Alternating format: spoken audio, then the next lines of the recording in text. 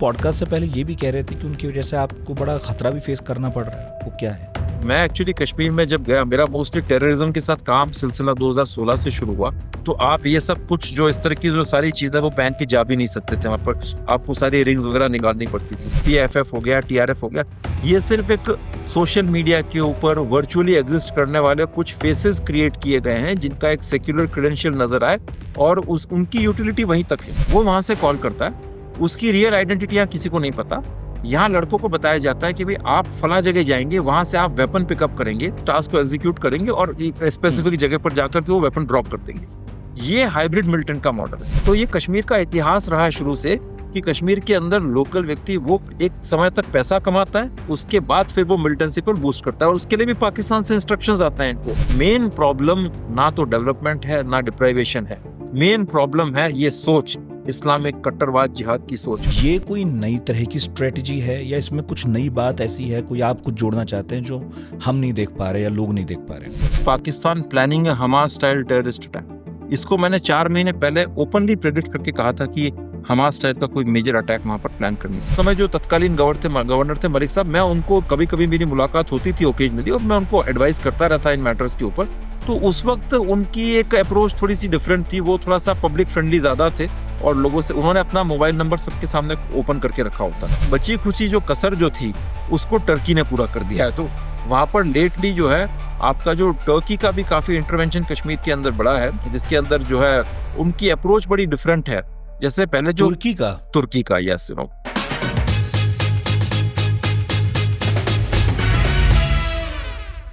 जम्मू कश्मीर का पहलगाम मशहूर है अपनी शांत वादियों के लिए, बर्फीली वादियों के लिए, खूबसूरत नज़ारों के लिए। लेकिन 22 अप्रैल को TRF नाम के एक आतंकी संगठन ने यहाँ खूनी खेल खेला।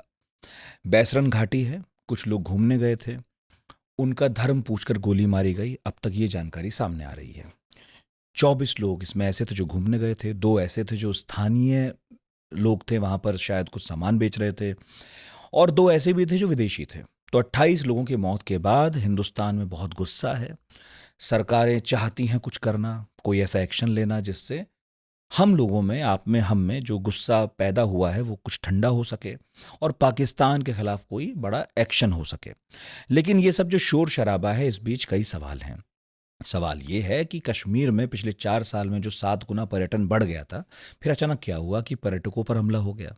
ये भी सवाल है कि सरकार के एजेंसियों के दावे थे कि कश्मीर में आतंकवाद एकदम खत्म हो चुका है, फिर ऐसा क्या हुआ कि TRF अचानक बड़ा नाम हो गया है और वो 20-25 मिनट तक जो चाहता था वो करता रहा? सवाल ये भी उठ रहा है कि कश्मीर के अंदर क्या खदबदा रहा था, वहाँ किस तरह से काम हो रहा था, इस आतंकी वारदात के पीछे कितनी लंबी चौड़ी साजिश चल रही थी। तो हमने पढ़ाकू नितिन में सोचा कि फिलहाल इन्वेस्टिगेशन चल रही है और बहुत सारी चीज़ें प्रोसेस में हैं, मगर फिर भी एक पॉडकास्ट हो जाए और इस पॉडकास्ट में कुछ ऐसी बातें आपके सामने हम रख पाएँ जिससे आपको थोड़ा आइडिया हो कि कश्मीर में क्या चल रहा था, क्योंकि हम कश्मीर से बहुत दूर हैं, सिर्फ खबरें ही हमें मिल रही थी।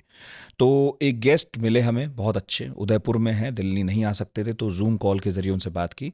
अभिनव पांड्या, न्यूयॉर्क के कॉर्नेल विश्वविद्यालय से उन्होंने पढ़ाई की है और उसानास फाउंडेशन है, उसके फाउंडर CEO हैं। ये एक थिंक टैंक है जो विदेश और सुरक्षा से जुड़े मुद्दे पर काम करता है। 3 किताब हैं उनकी। एक मेरे पास है जैश ए मोहम्मद आतंकी संगठन पर, एक विस्तार में लिखी किताब है, इतने विस्तार में किसी इंडियन ऑथर ने कुछ नहीं लिखा है जैश पर, आपको पढ़नी चाहिए। इसके अलावा 2 किताब हैं जो उन्होंने लिखी हैं, रेडिकलाइजेशन इन इंडिया और टेरर फाइनेंसिंग इन कश्मीर। तो ये 2 किताबें भी इसी सिलसिले में लिखी गई हैं। तो अभिनव जूम कॉल के जरिए जुड़ेंगे, तो जैसा कि आपको पता है थोड़ा इंटरनेट फ्लक्चुएट कर सकता है, इसके लिए अग्रिम माफ़ी। लेकिन लालच था ये हमारा कि उनसे ही बात हो, वो इस मामले के एक्सपर्ट हैं। तो सुनिएगा, उन्होंने ज़मीन पर काम किया है, कई आतंकियों से उनकी मुलाकात भी हुई है कश्मीर में, कई नेताओं से मिले हैं, कई अलगाववादी नेताओं से मिले हैं, कई ऐसे लोगों से मिले हैं जो आतंकवाद की गलियों को छोड़कर मुख्यधारा में लौटे हैं। तो उनकी जो समझ है आतंकवाद के मुद्दे को लेकर वो बहुत गाढ़ी है, बहुत गहरी है। तो कोशिश करते हैं उनसे बात करने की, कोशिश करते हैं इस मामले को समझने की। चलिए, बहुत बहुत स्वागत है अभिनव जी आपका। नमस्कार। मैं देख रहा था अभिनव जी, आपने बहुत सारा काम किया है टेररिज्म की दुनिया पर, और आप कश्मीर में भी थे। इनफैक्ट बहुत सारे आतंकवादी संगठन के लोगों से भी आपकी उस दौरान बातचीत हुई है, आर्मी के लोगों से बातचीत हुई है, नेताओं से भी बातचीत हुई है। तो आपने जो जैश ए मोहम्मद पर भी लिखा है और भी कुछ लिखा है, लेकिन अभी जो नाम सामने आ रहा है पहलगाम में जो हुआ, उसमें टीआरएफ का नाम बहुत बड़ा है, द रेजिस्टेंस फ्रंट। और ये नाम थोड़ा सा अलग है। ये नाम लश्कर तौयबा, हिजबुल मुजाहिदीन, जैश ए मोहम्मद जैसा नाम नहीं है, बल्कि थोड़ा सा अपनी प्रकृति में सेकुलर सा नाम है। एक ऐसा नाम है जिससे कोई आइडिया नहीं लगा सकता कि इसके पीछे किसी तरह की क्या कोई धार्मिक सोच है, या किसी भी तरह की क्या कोई आर्थिक सोच है, या ये किसी भौगोलिक इकाई को अलग करने की कोशिश करता हुआ किसी अलग तरह का कोई गुट है जिसकी कहीं से कोई वैचारिक धरातल कोई हो, समझ नहीं आ रहा है। आपने इस पर काम किया होगा सर, थोड़ा बताइए इसके बारे में कि ये टीआरएफ है क्या। देखिए, मैं एक बात कहना चाहूंगा आपको कि पाकिस्तान का है ना, वो कश्मीर के अंदर शुरू से अपनी जो टेररिज्म और मिलिटेंसी की जो स्ट्रैटेजी है और टैक्टिक्स है, उनके अंदर वो समय समय पर बदलाव और इम्प्रोवाइजेशन, इनोवेशन करता रहता है। ठीक है, ऐसा ही एक बहुत भीषण बदलाव उसने 370 के बाद किया।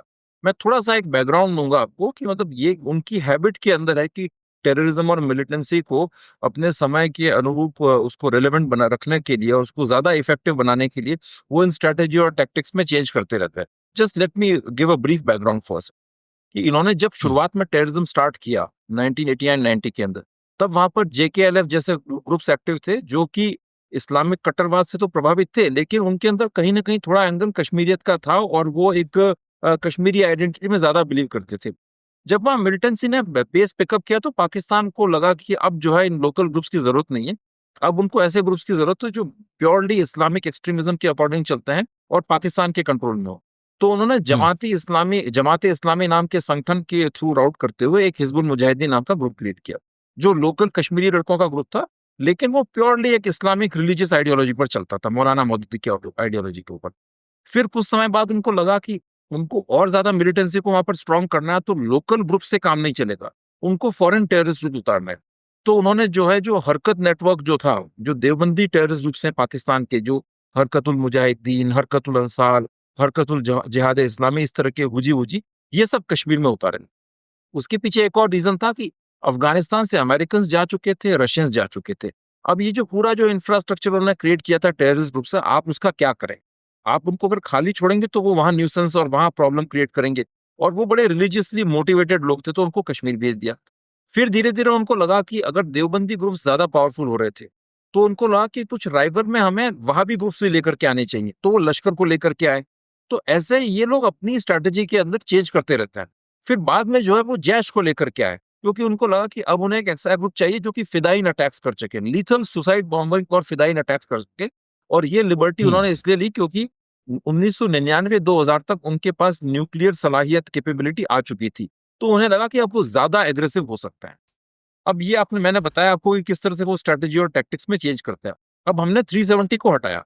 370 को एब्रोगेट करने के इमीडिएटली पीछे कारण एक मेजर जो बना था, वो पुलवामा में जो अटैक हुआ, जिसके अंदर हमारे 40 सोल्जर्स मारे गए, और उसमें ओपनली जैश का नाम सामने आया और जैश के लिंकेजेस ओपनली प्रूव हुए। इसी तरह से 26/11 के अंदर भी पाकिस्तान रिलेटेड जो ग्रुप्स जो थे लश्कर, उनके ओपनली लिंकेजेस प्रूव हुए। इससे पाकिस्तान पूरी दुनिया भर में बदनाम हो गया और एफएटीएफ का उन पर कंट्रोल, उन पर नियंत्रण वगैरह, और उनको हर जगह एक तरह से कहते हैं ना कि पाकिस्तान की इमेज ही टेरर स्पॉन्सर वाली हो गई। अब 370 को भारत ने हटा दिया। उसके बाद उन्होंने सोचा कि अब एक ऐसी रणनीति बनाई जाए टेररिज्म की जिसके अंदर की किसी तरीके से पाकिस्तान का नाम सामने नहीं आए, और ये जो इंटरनेशनल मीडिया हमें परेशान कर रहा है, मतलब पाकिस्तानी हुक्मरानों को, कि जो है वो टेरर स्पॉन्सर करते हैं, उस अटेंशन को डाइवर्ट करके लोकल इश्यूज पर डाला जाए। मतलब कि मिलिटेंसी का एक ऐसा चेहरा प्रोजेक्ट किया जाए कि वो रिलीजियस कॉजेस पर नहीं है, वो लोकल ग्रीवेंसेस जो हैं वहां के लोगों की, अपनी हिंदुस्तान की जो हुकूमत है, सरकार है, उसके खिलाफ, जिसको वो की इंडियन ऑक्यूपेशन के तौर पर प्रेजेंट करते हैं। तो वो उन्होंने ऐसे ग्रुप्स बनाए जिनके नाम आप देखेंगे तो द रेजिस्टेंस फ्रंट, उसमें कहीं आपको रिलीजियस कोई कोनोटेशन नजर नहीं आएगा। पीपल्स एंटी फैशिस्ट फोर्स, वो कहीं आपको नजर नहीं आएगा उसके अंदर रिलीजियस। तो उन्होंने इस तरह के ग्रुप्स बनाए जिसको देख करके बिल्कुल ये लगे कि ये लोकल सेंटिमेंट्स को रिफ्लेक्ट करते हैं, और उसके लिए मौका भी उनके पास उचित था क्योंकि 370 को एब्रोगेट किया था। सेंटर में बीजेपी की सरकार थी। मोदी जी और बीजेपी की सरकार की एक इमेज जो है वो हिंदू नेशनलिस्ट गवर्नमेंट ग्लोबली और इंडिया में भी है। तो पाकिस्तान के नैरेटिव को ये सूट करता था कि एक हिंदू नेशनलिस्ट गवर्नमेंट मोदी जी की स्ट्रांग लीडरशिप के अंडर में 370 को हटाती है और कश्मीर की आइडेंटिटी के साथ छेड़छाड़ करती है। हालांकि इन चीजों के पीछे सच्चाई कुछ और है, लेकिन ऑप्टिक्स के तौर पर ये नैरेटिव इनको बहुत सूट करता था। तो अब ऐसी चीजों का विरोध करने के लिए आपको कैसे ग्रुप्स चाहिए? लश्कर जैश को आप आगे करेंगे तो आपका मामला बिगड़ जाएगा। तो आप ऐसे ग्रुप्स लेकर के आते हैं जो कि ऐसे लगें कि बिल्कुल जैसे कोई स्टूडेंट एक्टिविस्ट ग्रुप्स हों, या जो है जो जुल्म के खिलाफ लड़ रहे हैं, जिनका एक कम्युनिस्ट मार्क्सिस्ट टाइप का एजेंडा है, और जो ह्यूमन राइट्स या राइट टू सेल्फ जी। डिटर्मिनेशन के लिए लड़ रहे हैं। इसीलिए ये ग्रुप्स लेकर के आए। अब इन ग्रुप्स के पीछे की सच्चाई ये है कि ये सिर्फ नाम जो है वो सेक्युलर है। पीछे आज की तारीख में इन ग्रुप्स को पूरा का पूरा आईएसआई कंट्रोल कर रही है, और वो भी एक स्ट्रेटजी में चेंज था आईएसआई का, क्योंकि हुआ ये कि देखिए 2016 से लेकर के 2019 के बीच के अंदर भारत सरकार ने टेररिज्म के अगेंस्ट बहुत सख्त एक्शन लिया, और भारत सरकार का जो इंटेलिजेंस पेनिट्रेशन है, टेक्निकल इंटेलिजेंस हो गया और ह्यूमन भी हो गया, तो वो काफी स्ट्रांग हो गया था। और उन दिनों जो है मोस्टली लोकल लड़के मिलिटेंसी ज्वाइन करते थे, तो उसकी वजह से हमारा एक खुफिया तंत्र बड़ा स्ट्रांग था, और भारत सरकार ने एक स्ट्रांग एक्शन लेते हुए सारे टेररिस्ट इंफ्रास्ट्रक्चर को लिक्विडेट किया, टेरर फाइनेंसिंग पर क्रैकडाउन किया, मिलिटेंट्स को मारा। तो पाकिस्तान को लगा कि अब ये स्ट्रेटजी ज्यादा काम देगी नहीं, अब उन्हें एक ऐसी मिलिटेंसी चाहिए जिसका कंट्रोल पूरी तरह से पाकिस्तान के हाथ में हो, जिसमें बहुत ज्यादा लोकल लोगों को इन्वॉल्व ना किया जाए। अरे, ये पहले वो क्या करते थे, लोकल लड़के जब ज्वाइन करते थे तो उनसे सोशल मीडिया जी थे, जी हाँ। जी बताइए। लेकिन उन सब चीजों के साथ प्रॉब्लम क्या हो गई कि वो पुलवामा के बाद जो है वो ओपनली सामने ये आ गया कि पाकिस्तान ये करवा रहा है। तो 370 के बाद इन्होंने कहा कि अब हम ऐसी मिलिटेंसी चलाएंगे जो फेसलेस हो और लीडरलेस मिलिटेंसी हो, किसी संगठन का नाम ना हो, जिसमें किसी टेररिस्ट का नाम सामने ना आए, और किसी संस्था का किसी लीडर का नाम सामने नहीं आए। हमें वो जो कहते हैं ना ऑप्टिक्स वाला हीरोइज्म है वो नहीं करना है। सिर्फ कम्युनिकेशन के अंदर सोशल मीडिया के थ्रू ये जो टीआरएफ जैसे ग्रुप्स हैं ये लोग अपना कुछ नैरेटिव चलाते रहें, और बाकी प्योरली पाकिस्तान से आए हुए जो फॉरेन टेररिस्ट हैं वो आए, वो अटैक करें, ऑपरेशंस को अंजाम दें और नुकसान पहुंचाएं, भारत को कैजुअलिटी करें और अपना पीछे हट जाएगा। एक ये उनका कारण था। और दूसरी बात ये थी, जिस मैं एक और चीज मैं बताना चाह रहा हूँ, और दूसरा ये था कि 370 के बाद और पुलवामा के बाद पाकिस्तान की कुछ अपनी Exactly, मैं उस लिमिटेशंस पे थी कि आऊंगा। वो एक लिमिट के बियॉन्ड नहीं जा सकते थे। तो 370 के साथ और 370 के एब्रोगेशन के साथ साथ ही भारत ने एक टेरर इंफ्रास्ट्रक्चर जो था पाकिस्तान का, उसको आप मान के चलें काफी हद तक ध्वस्त कर दिया था। तो उन्होंने जो है एक नया सिस्टम क्रिएट करने की पाकिस्तान की पूरी एक कोशिश थी, और वो उनके पास कैपेबिलिटीज हैं। देखिए उन्होंने पिछले 30-40 साल तक कश्मीर में मिलिटेंसी और रेडिकलाइजेशन के अंदर इन्वेस्ट किया है, तो पाकिस्तान को आप राइट ऑफ नहीं कर सकते। वो हमेशा ये काबिलियत रखता है। आप ये कह रहे हैं कि ये जो लोग अब आतंकी हमलों में शामिल हैं ये हाईली ट्रेंड लोग हैं, और आप ये भी कह रहे हैं कि ये नेटो फोर्सेस से लड़े हैं, अफगानिस्तान में भी लड़े हैं। इसके क्या सबूत मिले हमें कि ये वही लोग हैं जो अफगानिस्तान में लड़ते थे और अब इनका मूवमेंट जो है कश्मीर की तरफ कर दिया गया है? फॉरेन टेररिस्ट हैं पाकिस्तान के, जो कि अफगानिस्तान के अंदर तालिबान के साथ लड़े हैं नेटो फोर्सेस के खिलाफ। वो बहुत हाईली ट्रेंड हैं, और हमारे पैरा कमांडोज की भी कैजुअलिटी कर रहे हैं, इसलिए हमारी सिक्योरिटी फोर्सेस को उनसे लड़ने में काफी कठिनाई और परेशानी आ रही है। और तीसरी बात यह कि हमारा इंटेलिजेंस नेटवर्क कश्मीर में अभी, ह्यूमन नेटवर्क खास तौर से, वो बड़ा एक वीक है, बिकॉज पाकिस्तान ने उसके अंदर भी काफी परिवर्तन किए हैं।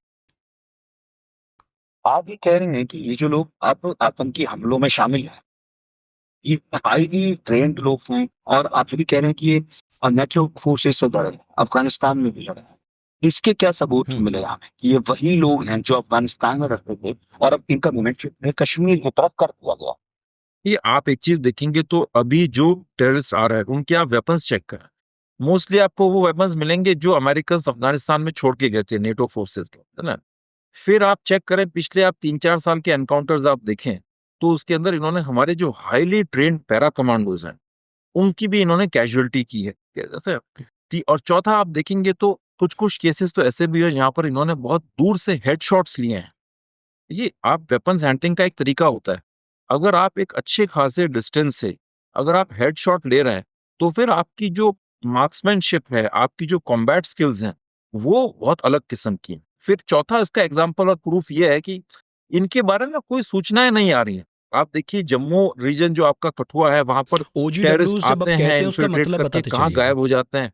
हमारे जो जवान हैं उनको आईडी से अटैक जी। करते हैं, मार देते हैं से, और हम लोग कुछ पकड़ नहीं पा रहे हैं, हमारे पास कोई इंटेलिजेंस नहीं आ रही। इसका मतलब ये लोग जो अपने ट्रेड क्राफ्ट के अंदर भी बड़े माहिर हैं।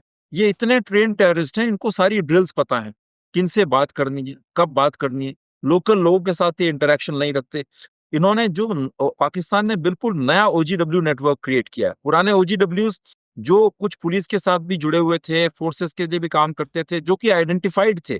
पहले क्या होता था कि जब भी कोई टेररिस्ट अटैक होता था, तो हमारी पुलिस के पास, सीआईडी के पास वो ओजीडब्ल्यूज की एक लिस्ट थी, तो उनको तुरंत राउंड अप किया जी जाता था, उनको इंटेरोगेट किया जाता था, तो आपके पास कुछ चीजें निकलती थी। आज पूरा ओजीडब्ल्यू, सबक कहते हैं उसका मतलब बता। देखिए ओजीडब्ल्यूज का फुल फॉर्म है ओवरग्राउंड वर्कर्स। तो ये जब टेररिस्ट बाहर से आते हैं तो उनको शेल्टर प्रोवाइड करने के लिए, उनको खाना पहुंचाने के लिए, उनको मोबाइल की सिम देना, छोटे मोटे जो काम है, हथियारों को एक जगह से दूसरी जगह पहुंचाना, ट्रांसपोर्ट में मदद करना, उसके लिए आपको एक ऐसे तबके की जरूरत पड़ती है जो ओपनली पब्लिक में सरेआम घूम सके, जिसके ऊपर कोई दाग नहीं है, कोई केस नहीं है, जिसका मूवमेंट फ्री हो, जिसको पुलिस नहीं पकड़ रही है। तो उसके अंदर ऐसे कई सारे लोग थे जो इनके साथ आइडियोलॉजिकल सिंपैथी रखते थे, और जो थोड़े मौलवी टाइप के भी लोग हैं, उसमें कई सारे रेडिकलाइज्ड डॉट थे। तो इस तरह के लोग इनकी मदद करते थे। वो इनको शेल्टर देना, खाना देना, ये सब करते थे। तो पहले क्या होता था कि वो ओजीडब्ल्यूज आइडेंटिफाइड थे। कई केसेस में तो वो जमाते इस्लामी से जुड़े हुए लोग थे, कई सारे और क्लेरिक्स थे। आप उनको उनके रहन-सहन, पहनावे से आप उनको आइडेंटिफ़ाई कर सकते थे, उनकी ड्रेसिंग वगैरह से। बट 370 के बाद उस स्ट्रैटेजी के अंदर भी पाकिस्तान ने बड़ा चेंज किया। अब आपको एकदम कोई दाढ़ी-वाड़ी लेकर के मौलवी जैसे उस तरह के कैरेक्टर्स नहीं मिलेंगे जो बिल्कुल ज़ाहिरा तौर पर हैं। आपको बिल्कुल कोई प्रोफ़ेसर है, तो कोई बहुत ही इंटेलेक्चुअल है, क्लीन शेवन, सूटेड बूटेड आदमी है, से वो आदमी दिन वैसे तो रूटीन तौर पर किसी कोचिंग में पढ़ा रहा है या प्रोफ़ेसर का काम कर रहा है, कोई पीएचडी स्कॉलर है, लेकिन वो साइलेंटली ओजीडब्ल्यू का भी काम कर रहा है, कभी हाइब्रिड मिलिटेंट भी बन रहा है।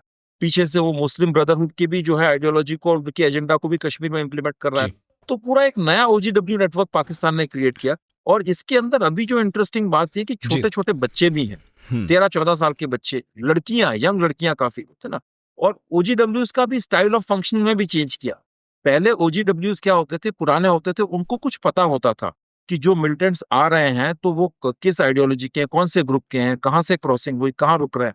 अब जो है बिल्कुल यंग लड़के लड़कियां, जिनको कोई टास्क दिया जाता है, कोई पार्सल दिया जाता है, वो लेकर के पार्सल, उसे कुछ नहीं पता कि उसे पार्सल किसने दिया है, उसकी क्या आइडेंटिटी है और कहाँ से आ रहा है। इनफैक्ट वो उस चीज को ओपन भी नहीं करेगा। उसका बस इतना सा काम है कि उसको किसी जगह पर ले जा करके किसी XYZ तीसरे आदमी को वहीं पर डिलीवर कर देना, और उसके बाद ही इज टोटली फ्री।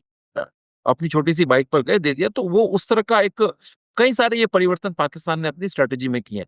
तो आपका मूल सवाल ये था कि हमें ये कैसे पता चलेगा कि ये लोग जो है वो वाले ट्रेंड लोग हैं। तो मैंने आपको 4 उसके एग्जांपल्स दिए। अभिनव जी, आप ये कह रहे हैं कि कोशिश ऐसे आतंकवादी संगठनों को बनाने की हो रही है जो फेसलेस हों, लेकिन टीआरएफ के 2 नाम मेरे पास हैं, सुप्रीम कमांडर शेख सज्जाद गुल और chief operational commander Basit Ahmad Dar. ये नाम तो सबके सामने है, सबको मालूम है कौन चला रहा है। हाँ, देखिए मैं इस बात में एक बात कहूँगा कि एक जो पाकिस्तान की जो मिलिटेंसी जो चलती है कश्मीर के अंदर, पाक स्पॉन्सर्ड, उसका एक बहुत इम्पोर्टेंट एंगल है कम्युनिकेशन, परसेप्शन क्रिएशन। तो उसके अंदर जैसे सपोज इन्होंने टीआरएफ क्रिएट किया, ठीक है। अब टीआरएफ का जो नाम आपने जो बताया मुझे, साजिद गुल और बासित दर, उससे ये नाम कश्मीरी नाम है, दार is a typical Kashmiri surname. तो ये एक बड़ी बेसिक रिक्वायरमेंट ये जरूरी होती है। अगर आप ये नाम नहीं देंगे तो कश्मीरी भी यकीन नहीं करेगा कि टीआरएफ नाम की कोई चीज है। अब तो एक बेसिक लेवल की क्रेडिबिलिटी जो होती है वो तो आप वो भी रेस्टोर करना चाहेंगे। अगर ये, क्योंकि देखिए बात ये कि अगर टीआरएफ कश्मीर के यंगस्टर्स के लिए, जिनको आपको इंस्पायर करना है मिलिटेंसी ज्वाइन करने के लिए, टेररिज्म ज्वाइन करने के लिए, अगर आप टीआरएफ को एक मॉडल बना के उनके सामने प्रेजेंट कर रहे हैं, तो वो एटलीस्ट ये जानना चाहेगा कि टीआरएफ क्या है, टीआरएफ का कमांडर कौन है, जिससे आप इंस्पायर हो सकें। तो और इसके साथ में एक बात और ऐड करना चाहूंगा। आपने क्वेश्चन रेज किया था फेसलेस एंड लीडरलेस मिलिटेंसी से। तो नितिन जी, मिलिटेंसी में स्टेजेस होती हैं। आप फेसलेस और लीडरलेस मिलिटेंसी तभी क्रिएट कर सकते हैं जब मिलिटेंसी का एक सोसाइटी के अंदर, पूरे मुआशरे में, समाज में आपने एक स्ट्रांग बेस क्रिएट कर दिया है। जी उसके लिए पहले क्या किया पाकिस्तान ने, आप मान के चलिए 2008 के बाद से लोकल जो मिलिटेंसी, होम ग्रोन मिलिटेंसी, उसको बहुत मजबूत किया। उसमें लोकल लड़कों की ज्वाइनिंग कराई, उनको रिलीजियस लेवल पर काफी रेडिकलाइज किया, क्योंकि आप अगर लोगों के अंदर रिलीजियस रेडिकलाइज करेंगे तभी आपका एक पास एक कंटिन्यूअस सप्लाई ऑफ रिक्रूट्स हो सकता है। फिर लोकल लड़के पुलिस के साथ एनकाउंटर्स में मरे, तो फिर वो ग्रीवेंसेस क्रिएट होती हैं, बदले की भावना क्रिएट होती है, एक sense of operation victimisation create होता है, जिहाद के नैरेटिव को बूस्ट करता है। तो जब वो इन्होंने देख लिया कि अब कश्मीर में आप जो है ना बेसिकली जो लोकल मिलिटेंसी जो थी, उसको उतनी स्ट्रांग हो चुकी है कि अब आगे आपको बहुत ज्यादा प्रॉप्स करने के लिए ऑप्टिक्स की जरूरत नहीं है। पहले देखिए, जैसे आपने देखा होगा, बुरहान वानी नाम का आदमी एक पोस्टर बॉय क्रिएट हुआ था मिलिटेंसी का, ठीक है, फिर जाकिर जी। मूसा। तो इस तरह के लोग जो थे वो लोकल लड़कों को इंस्पायर करते थे कि आप ज्वाइन करें। जब वो फेज पूरा हो गया और लोकल सोसाइटी के अंदर रेडिकलाइजेशन जिसको आप कहते हैं, जिहादिस्ट रेडिकलाइजेशन, वो इतना स्ट्रांग हो गया और पाकिस्तान को यकीन हो गया कि अब वो जो है purely underground leaderless faceless militancy चला सकते हैं। तो फिर वो इस नेक्स्ट स्टेज के ऊपर आ गए, है ना। और इसके साथ ही ये टीआरएफ जैसे ऑर्गेनाइजेशंस बने। अब मैं इसके साथ एक बात और ऐड करना चाहूंगा, जो मैं अक्सर कहता हूँ, हमारे यहाँ पर जो एक एनालिस्ट की जो ट्राइब है, कई सारे जो इंटेलिजेंस एजेंसीज हैं, वो हमेशा इन्हीं क्वेश्चंस में उलझी रहती हैं कि सब लश्कर टीआरएफ का प्रॉक्सी है, आपका पीएफएफ जो है पीपल्स एंटी फैशिस्ट फोर्स, वो जैश का प्रॉक्सी है। अब देखिए, ये क्वेश्चन अगर आप बहुत बेसिक लेवल पर शुरुआती तौर पर एनालिसिस कर रहे हैं तो वहां पर ये क्वेश्चन ठीक है, लेकिन अगर आप थोड़ा सा डीप में जाएंगे तो आप ये पाएंगे कि पाकिस्तान की जो नई स्ट्रैटेजी है मिलिटेंसी की, उसके अंदर ये सिर्फ आगे एक नाम है। मतलब आप मान के चलिए पीएफएफ हो गया, टीआरएफ हो गया, ये सिर्फ एक सोशल मीडिया के ऊपर वर्चुअली एग्जिस्ट करने वाले कुछ फेसेस क्रिएट किए गए हैं जिनका एक सेक्युलर क्रेडेंशियल नजर आए, और उनकी यूटिलिटी वहीं तक है। पीछे जो खेल चल रहा है उसको अभी पूरी तरह से आईएसआई चला रही है, और कश्मीर की मिलिटेंसी आज की तारीख में पूरी तरह से आईएसआई कंट्रोल्ड और ड्रिवन है। और एक बहुत स्ट्रांग आपको ओवरलैपिंग मिलेगी मोस्टली जैश और लश्कर के बीच के अंदर।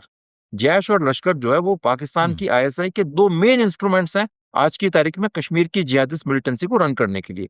और ये जो अभी जो मिलिटेंसी चल रही है, जिसके अंदर आप मुखौटे तो देखेंगे टीआरएफ के नाम का या पीएफएफ के नाम का, लेकिन उसके पीछे जैश और लश्कर के बीच में बहुत स्ट्रांग कोऑर्डिनेशन के साथ में, सिंक्रोनाइजेशन के साथ में काम चल रहा है, और उसको आईएसआई बड़ा स्ट्रिक्टली कंट्रोल कर रही है। आईएसआई ये चाहती थी कि अभी जो मिलिटेंसी है कश्मीर के अंदर, उसके अंदर पूरा पूरा कंट्रोल इनके पास रहे। और उसके कई सारे कारण ये भी थे कि बीच में इनके काफी लोग पकड़े जाने लगे थे, एनकाउंटर्स होने लगे थे, टेरर फाइनेंसिंग के सारे मॉड्यूल्स ध्वस्त कर दिए गए थे। तो अब एक नया स्ट्रक्चर सिस्टम क्रिएट किया है इन्होंने, जिसके अंदर ये नहीं चाहते कि हमारी एजेंसीज और सिक्योरिटी फोर्सेस किसी भी तरीके से पहुंच पाए। तो इन्होंने पूरा अपना स्टाइल ही चेंज कर दिया है। जैसे मैं आपको एक एग्जांपल बताऊंगा, आज अभी बीच में कश्मीर में एक हाइब्रिड मिलिटेंट का एक फिनोमेना शुरू हुआ है, ठीक है। तो देखिए, आपके कुछ एक तो ट्रेन जो बाहर से जो फॉरेन टेररिस्ट आ रहे हैं, जो मैंने बताए थे आपको तालिबान के साथ लड़ने वाले, उस तरह के हाईली ट्रेन कॉम्बेटेंट्स का वो उस तरह के लोग आ रहे हैं, वो स्पेसिफिक ऑपरेशंस करते हैं जैसा कि उनको टास्क मिलता है तरह से। और कुछ एक केसेस के अंदर बड़ी हाई कैजुअलिटी आपका जो है ना हमारे पैरा कमांडोज वगैरह की भी कर देते हैं जैसे। लेकिन उसी के पैरेलल एक हाइब्रिड मिलिटेंट का फिनोमिनन भी कश्मीर के अंदर है।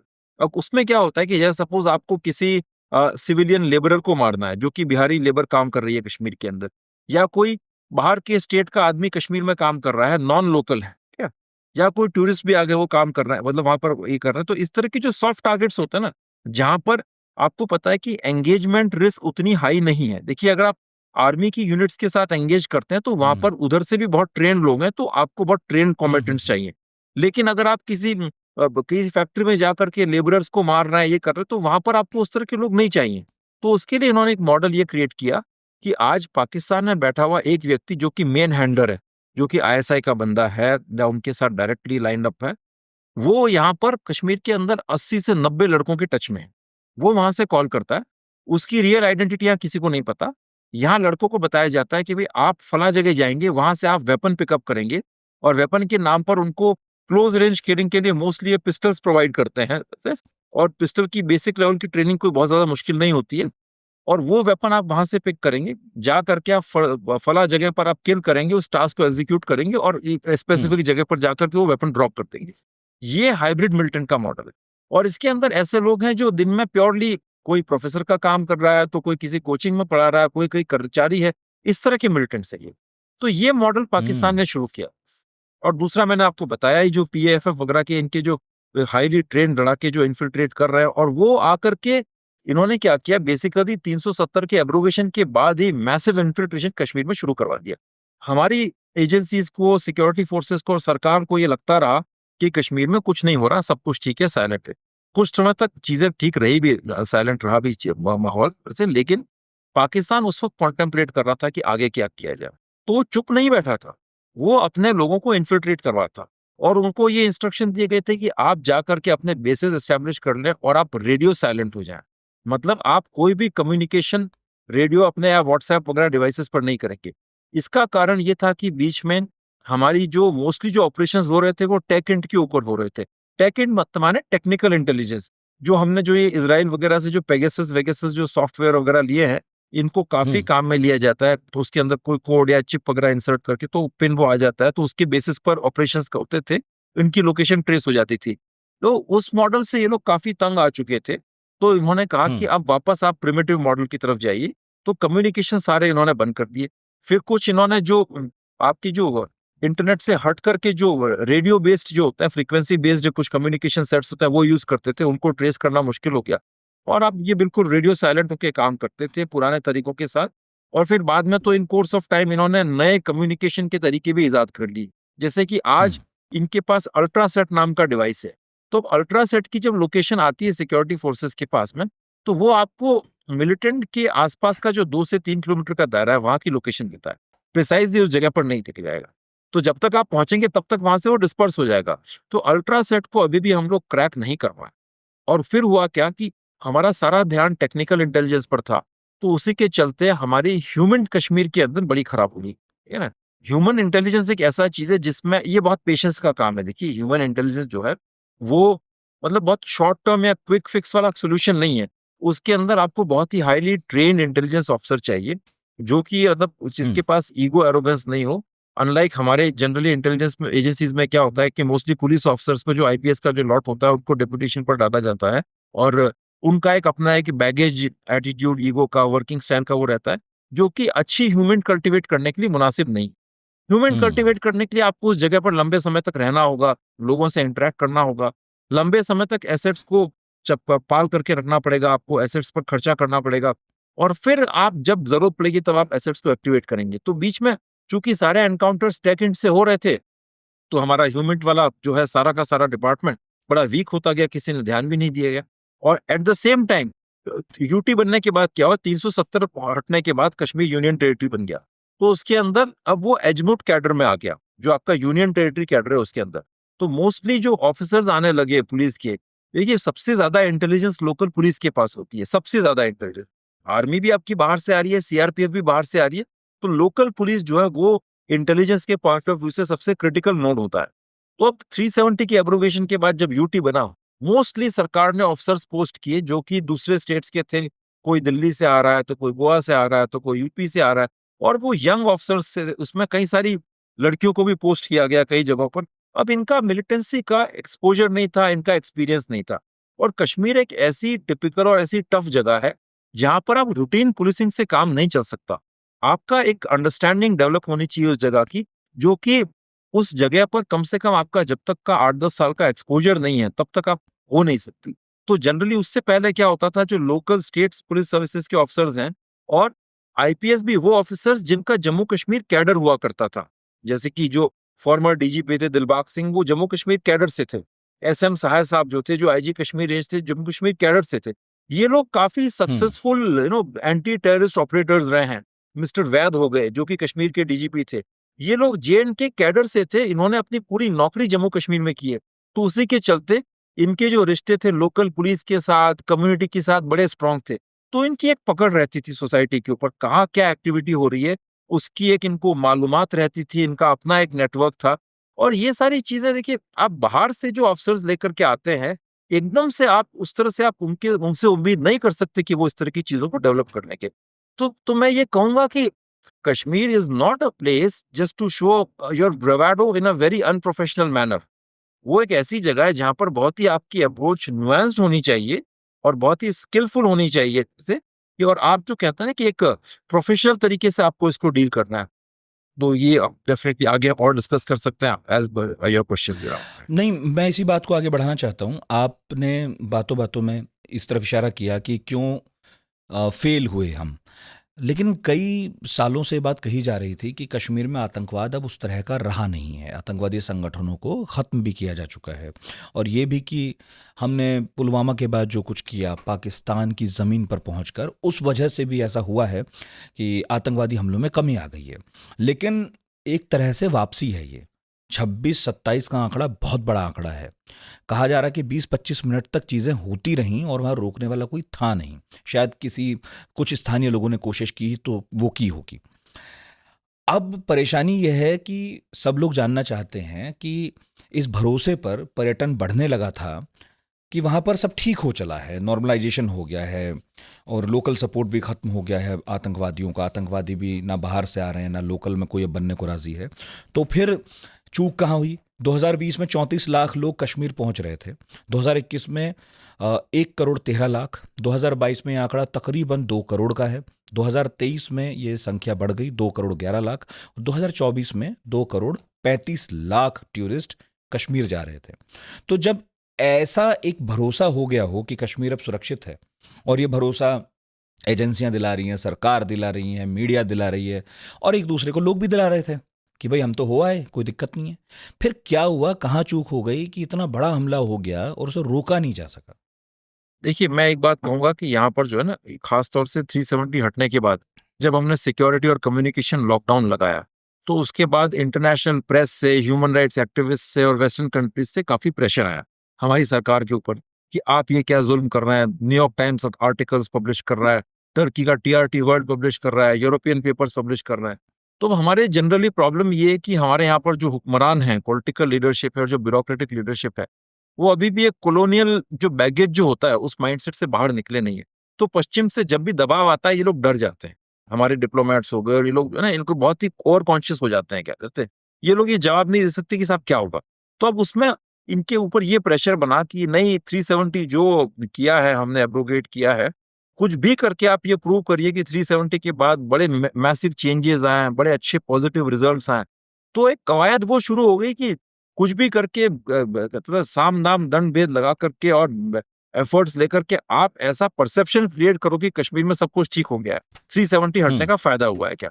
अब देखिए, हकीकत बात तो ये है, आइडियली सरकार को ये स्टैंड रखना चाहिए था। देखिए, कश्मीर पिछले 3-4 दशक से एक्टिव मिलिटेंसी झेल रहा है और इस्लामिक रेडिकलाइजेशन का तो इतिहास कश्मीर के अंदर वैसे आज़ादी के बाद से देखें तो 1947 से, और उसके पहले देखें तो पिछले 400-500 साल से। 370 के फैसले को एक दिन में हटाने के अंदर आप मुश्किल से 6 महीने के अंदर वहां पर आप परिवर्तन की उम्मीद नहीं कर सकते। तो अगर यूरोपियंस या वेस्टर्न वर्ल्ड कुछ कहता है तो आप उनको ये कहें कि it's none of your business, आप उनको एक शटअप कॉल दें और आप अपने तरीके से कि भाई जैसा हमको सूट करता है वैसे हम काम करेंगे। लेकिन ये लोग जो है अपने आप को प्रूव करने में लग गए। अब प्रॉब्लम कहाँ आती है? देखिए, जब आप एक ऐसा तंत्र क्रिएट करते हैं जहां पर से ऊपर के लेवल पर कश्मीर की अंडरस्टैंडिंग बड़ी फ्लॉड है, कश्मीर की मिलिटेंसी की भी अंडरस्टैंडिंग बड़ी फ्लॉड है। मैं हिस्टोरिकल बैकग्राउंड पर थोड़ा बाद में जाऊंगा, लेकिन अभी चूंकि आपने सवाल इमीडिएट कॉन्टेक्स्ट में किया तो मैं 370 के बाद की बात करता हूँ। अब देखिए, 370 के बाद में जो है से हमारी सरकार की क्या अप्रोच रही, पर्टिकुलरली दुनिया को दिखाने के लिए कि कश्मीर में सब कुछ ठीक है, नॉर्मल सी आ गई है। उसके लिए आप इंडिकेटर क्या है उसका कि आप टूरिस्ट का मैसिव इंटेक, तो टूरिज्म प्रमोट करो। और सरकार ने कहा कि हम डेवलपमेंट प्रमोट करेंगे, यहाँ पर इंफ्रास्ट्रक्चर बिल्ड करेंगे, सड़कें, रेलवे लाइंस। ये हमारी सरकार की स्ट्रैटेजी है, ठीक है। उधर पाकिस्तान की स्ट्रैटेजी क्या थी, जो मैंने आपको बताया, वो कुछ देर तक चुप रहे, इन्फिल्ट्रेशन करवाते रहे और मिलिटेंसी की टैक्टिक्स में चेंज किया। उनकी स्ट्रैटेजी वो थी। और हम लोग यहाँ क्या कह रहे हैं कि हम लोग सोच रहे हैं कि साहब अब कश्मीर के अंदर जो है इस चीज को एड्रेस करने के लिए आप डेवलपमेंट करो, आप जो है टूरिज्म भेजो। आप मुझे बताइए, क्या कश्मीर की समस्या डेवलपमेंट की समस्या है या पॉवर्टी की समस्या है? कश्मीर में नहीं। बिल्कुल गरीबी नहीं है, मैं आपको बता दूं एक बात।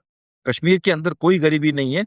वहां पर टेरर फंडिंग की एक ऐसी इकोनॉमी खड़ी हुई है जिससे हर व्यक्ति लाभान्वित हो रहा है।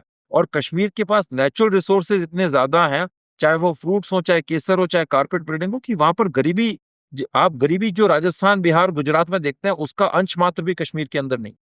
हमने इससे पहले 370 हटाने से पहले पिछले 15-20 सालों के अंदर कंट्री का 10% डेवलपमेंट फंड कश्मीर में भेजा है, जबकि वहां की पॉपुलेशन देश की 1% है। क्या मिलिटेंसी सॉल्व हुई? फिर सरकार ने वही गलती की, 370 हटाने के बाद आप भर भर के वहां पर टूरिज्म प्रमोट कर रहे हैं, डेवलपमेंट प्रोजेक्ट्स प्रमोट कर रहे हैं, और वहां पर टूरिज्म इस हद तक प्रमोट होने लगा कि 40-40 हजार में एक कमरा बिक रहा है। अब आप मुझे बताइए कि सबसे पहले तो ये प्रॉब्लम की अंडरस्टैंडिंग की बड़ी फ्लॉट थी, गलत अंडरस्टैंडिंग थी, क्योंकि कश्मीर की समस्या डेवलपमेंट या पॉवर्टी नहीं है, कश्मीर की समस्या है इस्लामिक कट्टरवाद वाली सोच।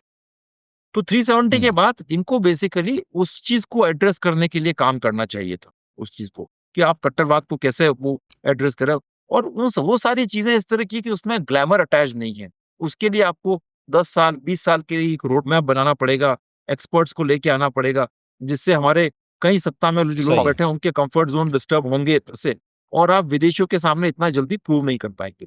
तो ये हम्म, जो इनका जो था ना, देखिए कि भाई सब चीजें ठीक हो गई हैं, टूरिज्म प्रमोट हो गया, ये बेसिकली शुरुआत से ही फ्लॉट स्ट्रेटजी थी।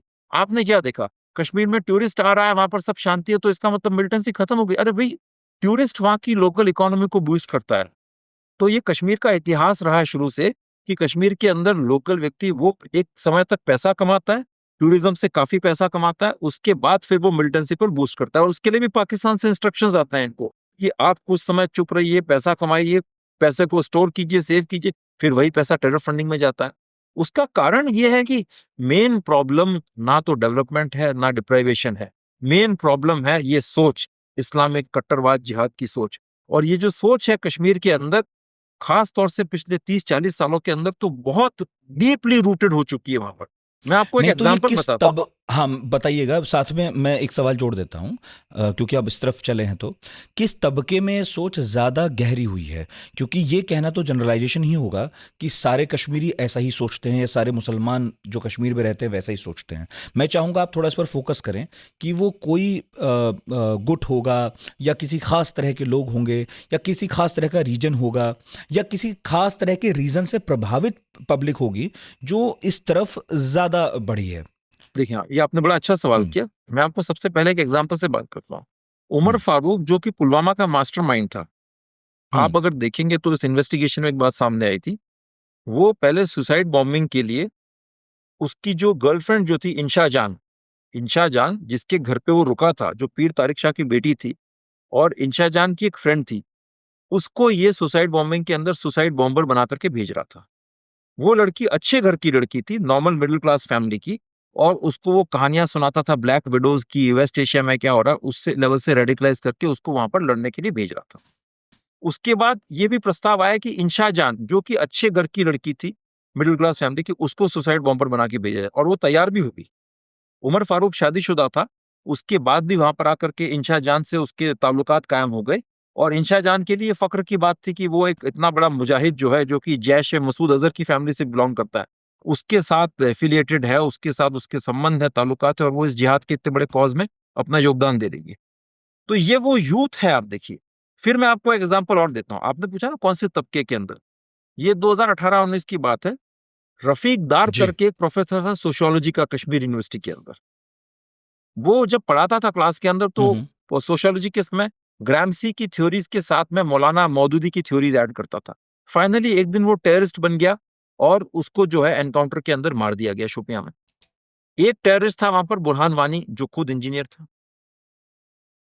फिर आपका जाकिर मूसा एक टेररिस्ट था जो नवोदय विद्यालय से पढ़ा था। बुरहान वानी का ब्रदर जो था मन्नान वानी, वो पीएचडी स्कॉलर था।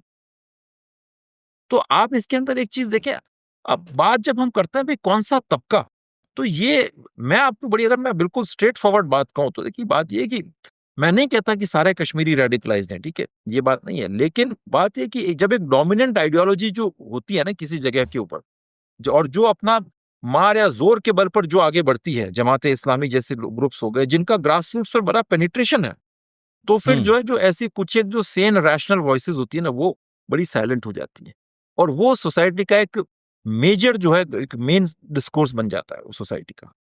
आप मुझे एक चीज बताइए, अगर हम कहते हैं कि साहब एक छोटा सा तबका रेडिकलाइज्ड है, तो फिर आप मुझे बताइए कि जब इस तरह की घटनाएं होती हैं, चाहे वो पुलवामा हो या बांग्लादेश के अंदर जब वहां पर एट्रोसिटीज होती है माइनॉरिटीज के ऊपर, आपने देखा कश्मीर के अंदर कोई प्रोटेस्ट होते हुए? हम्म, वहां पर जो रेडिकलाइजेशन जो है, ये मैं आपको कहना चाहूंगा कि ये नीचे के तबके से लेकर के, हो सकता है अशिक्षित लोगों में तो फिर भी थोड़ा कम हो, लेकिन जो पढ़ा लिखा एलिट वर्ग है उसके अंदर ये रेडिकलाइजेशन काफी एक पीक पर जा रहा है। कश्मीर यूनिवर्सिटी जो है आपका, वो डेन ऑफ रेडिकलाइजेशन है, वहां पर मुस्लिम ब्रदरहुड का पेनिट्रेशन है। जमाते इस्लामी के स्कूल से पढ़े हुए बच्चे वहां पर कश्मीर यूनिवर्सिटी के अंदर प्रोफेसर बनते हैं, कश्मीर सिविल सर्विस में जाते हैं, पुलिस सर्विस में जाते हैं, एजुकेशन में जाते हैं। अब जो जमाते इस्लामी के स्कूल्स हैं उनके अंदर बचपन से आपको एक मौलाना मौदूदी का जो करिकुलम है, जहरीला प्रोपेगेंडा, वो सिखाया जाता है। आज बचपन से आप उसी चीज पर बड़े हुए हैं। उसके बाद आप अगर उन्हीं जमात वालों की मेहरबानी से जो है उनकी सिफारिशों के ऊपर सरकारी सेवाओं में सेलेक्ट होते हैं, क्या आप जिंदगी भर जो है उनकी सेवा नहीं करेंगे? तो एक सिस्टम क्रिएट कर दिया गया है वहां पर। लड़कियां, मतलब आप देखिए यंग लड़कियों के अंदर जो है वो ड्रग्स लेती हैं, हाईली रेडिकलाइज्ड हैं। तो ये जो आइडियोलॉजी का जो प्रॉब्लम जो ये सोसाइटी के अंदर एक बहुत व्यापक रूप से फैल चुका है। और आज आप देखें वहां पर तो आईएसकेपी की जो एक्टिविटीज हैं उसको देख करके बड़े इंस्पायर होते हैं लोग। जाकिर मूसा तो नवोदय विद्यालय का पढ़ा हुआ था, उसने वहां पर अंसार गजवतुल हिंद नाम की संस्था खोली जो कि अलकायदा का एफिलिएट था। अब आप सोचिए एक लोकल कश्मीरी लड़का जो कि नवोदय विद्यालय में पढ़ा है, उसका अलकायदा से क्या लेना देना? मनान वानी जो बुरहान वानी का भाई था, उसने अपना जो लेटर लिखा मिलिटेंसी ज्वाइन करने से पहले, वो तो पीएचडी कर रहा था अलीगढ़ या वहां यूनिवर्सिटी से, उसमें लास्ट में वो प्योरली इस्लामिक कैलिफेट की बात करता है। तो ये 2000 और खास तौर से अरब स्प्रिंग के बाद कश्मीर के अंदर जो है ना, जो ग्लोबल इस्लामिज्म का जो मूवमेंट है जो अरब देशों में जो हो रहा है, उसका एक व्यापक प्रभाव वहां पर पड़ा। और आप ये कह सकते हैं, मैं तो ये कहूंगा कि कश्मीर के अंदर रेडिकलाइजेशन अक्रॉस द स्पेक्ट्रम है। जो रिलीजियस लोग थे उनमें तो है ही, लेकिन जो यंगस्टर्स हैं, जो पढ़े लिखे लोग हैं, उनके अंदर भी ये जो इस्लामिस्ट रेडिकलाइजेशन है ये काफी स्ट्रांग है। और एक लास्ट पॉइंट इसमें मैं एक और ऐड करना चाहूंगा कि जो बची खुची जो कसर जो थी उसको टर्की ने पूरा कर दिया है। तो वहां पर लेटली जो है आपका जो टर्की का भी काफी इंटरवेंशन कश्मीर के अंदर बड़ा है, जिसके अंदर जो है उनकी अप्रोच बड़ी डिफरेंट है। जैसे पहले जो तुर्की का यस नो, तो आप जैसे टर्की का जो सॉफ्ट पावर अप्रोच जो था, आप देखेंगे कोई सीरियल आता था दिलरिस एर्तुगरुल सीरियल जो आता था, वो मैसिव हिट था कश्मीर के अंदर। अपने बच्चों के नाम लोगों ने उस सीरियल के कैरेक्टर से रखने शुरू कर दिए थे। 370 हटने के बाद सबसे स्टॉन्च सपोर्टर पाकिस्तान का और कश्मीरियों का तुर्की बन के सामने आया था। टीआरटी वर्ल्ड जो टर्की का ऑफिशियल जो ब्रॉडकास्टिंग चैनल है, मैक्सिमम कश्मीरी उसके अंदर लिखते हैं। हमारे सेपरेटिस्ट कश्मीरीज जो हैं, जो आपकी इसकी गिलानी की बेटी रुआ शाह वगैरह, वो सब वहां पर तुर्की में बैठे हुए हैं और वो बड़ी फेक नैरेटिव्स प्रोजेक्ट करते रहते हैं उसके ऊपर। तो उससे उनका जो अप्रोच था ना वो सेक्टेरियन नहीं था। देखिए उससे पहले क्या सऊदी का कश्मीर के अंदर इंटरवेंशन बढ़ा, लेकिन सऊदी अप्रोच क्या थी, वो बेसिकली सेक्ट बेस्ड थी। तो उसमें जो वहाबी सलफी विचारधारा के लोग हैं वो एक्टिव होने लगे, लेकिन उनकी एक रीच लिमिटेड थी, क्योंकि वहाबी और सल्फी विचारधारा को कहीं ना कहीं बरेलवी एतकादी जो थॉट जो होता है, देवबंदी थॉट, उससे थोड़ा अपोजिशन फेस करना पड़ता है। टर्की ने जो अप्रोच रखी वो पैन इस्लामिज्म की अप्रोच रखी। उन्होंने कहा कि भाई हमें अभी एक इस्लामिस्ट आइडेंटिटी पर काम करना है, ये वहाबी सलफी देवबंदी बरेलवी इन डॉक्ट्रिनल और सेक्टेरियन कॉन्फ्लिक्ट्स में आप मत जाइए, आप इस्लामिक ग्लोबल इस्लामिक आइडेंटिटी पर काम करिए। तो ये चीज यूथ को बड़ा अपील करने लगी। तो इसलिए अभी ये बात तो बहुत सुनने में अजीब है, क्योंकि हमें भाई हम मुल्क के बाकी हिस्सों में बैठे हैं, कश्मीर जाना अगर कभी किसी का होता भी है तो पर्यटन की दृष्टि से होता है, मगर ये बात सुनना बहुत ही अजीब सा है कि तुर्की का सॉफ्ट कल्चर जो है वो इतना प्रभावी है कश्मीर के यूथ में। बिल्कुल, देखिए तुर्की का आप ये मान के चलें कि तुर्की जो है, जो एर्दोगान जो है तुर्की के जो इनके जो रेसिप थे एर्दोगान, उनका एक ड्रीम है न्यू ऑटोमन कैलिफेट क्रिएट करने का। तो तुर्की का खास तौर से पहले वो एक अलग, उसके लिए एक सेपरेट डिस्कशन की जरूरत है, बट मैं ब्रीफली बताऊंगा कि तुर्की बेसिकली पहले तो यूरोपियन यूनियन में शामिल होना चाहता था और वो मुस्तफा कमाल पाशा ने उसको सेक्युलराइज किया, लेकिन वहां पर जो इस्लामिस्ट कॉन्स्टिट्यूएंसी थी वो बरकरार रही और फाइनली एर्दोगान के आने के बाद वो उनके ड्रीम्स फिनिश हो गए यूरोपियन यूनियन वाले। अब वो वापस वही इस्लामिक जगत की लीडरशिप चाहते हैं। उन्हें पता है कि अरब वर्ल्ड के अंदर तो उनको चैलेंज मिलेगा सऊदी से। तुर्की के ऑटोमन एम्पायर की और सऊदी के वहाबियों की दुश्मनी तो बड़ी पुरानी है। तो जब सऊदी के अंदर वहाबी कैलिफेट वहाबी हुकूमत वहां पर एस्टेब्लिश हुई किंग सऊद की, वो तो ऑटोमन कैलिफेट के डिस्ट्रक्शन के बाद ही हुई, इनकी लड़ाइयां भी हुई हैं पहले। तो इन्हें पता है कि इनको यूरोपीय वेस्ट अरब वर्ल्ड के अंदर अभी बड़ा चैलेंज मिलेगा। लेकिन जो ये साउथ एशिया जो कि एक बहुत बड़ा मुस्लिम तबका यहाँ पर रहता है, पाकिस्तान, हिंदुस्तान, बांग्लादेश, और यहाँ पर एक तुर्की का इतिहास भी है, क्योंकि जो मुगल्स जो थे वो आधे टर्क्स थे। मुगलों से पहले भारत में जो स्लेव डायनेस्टी जो थी, जिसमें ऐबक के इल्तुतमिश वगैरह, रजिया सुल्तान वगैरह, ये भी तुर्की इनकी वो थी एंसेस्ट्री थी। तो इनका एक इतिहास भी है भारत के अंदर, सब कॉन्टिनेंट के अंदर। तो इन्हें पूरी उम्मीद थी कि ये अगर इंडियन मुस्लिम्स को अप्रोच करते हैं तो उनको बड़ा समर्थन मिलेगा, और उसमें वो कामयाब भी हुए। क्योंकि देखिए ठीक है। यहाँ पर हमारे देश के अंदर आप देखेंगे, मैं सिर्फ कश्मीर की बात नहीं कर रहा, मैं रेस्ट ऑफ द कंट्री की बात कर रहा हूँ। तो अगर आप वहाबी या देवबंदी आइडियोलॉजी के साथ जाएंगे तो यहाँ का जो मेजॉरिटी तबका है वो बरेलवी मुसलमानों का है।